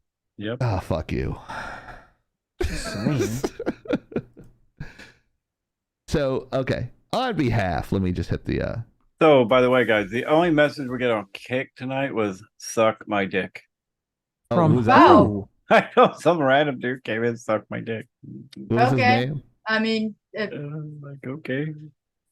I Wow. don't know what you want me to do with that. I don't. And sounds like There's no one here that does that, so no. I mean, it's the weekend. Depends on yeah, how much. well, Maybe soda. it's only gay if you push back, Soda. Oh God. Or they don't pay you. Oh my god. On behalf of Blacklight Oni, Merry Christmas, everybody. And historian. Hero the IT guy, Soda Pop, We love you guys. Everybody have Merry Christmas, Happy Holidays, all that fun stuff. and I'm Rick Sanchez. Riggedy rock, son. Sweet. Uh-oh, he dropped it. Oh, he chunked him. We're lagging out live. Happy New Year, folks. Next year we're doing next week we're doing a chill stream, just like with fans and stuff, and maybe playing poker. So come stop by and you might get on the live. So on behalf of all four of us and our entire staff that is not on camera tonight, we are lagging out. We're signing off and lagging out. We'll see you next year. Perfect. We're lagging. Plus by sarcasm. Historian. There we go. And this Does is that the last count image as you'll see of plate the year. armor? It doesn't wear plate armor. Remember, rogues get I know. Yeah, they also do it from behind. That's what she said. Bye, everybody. Night, everybody.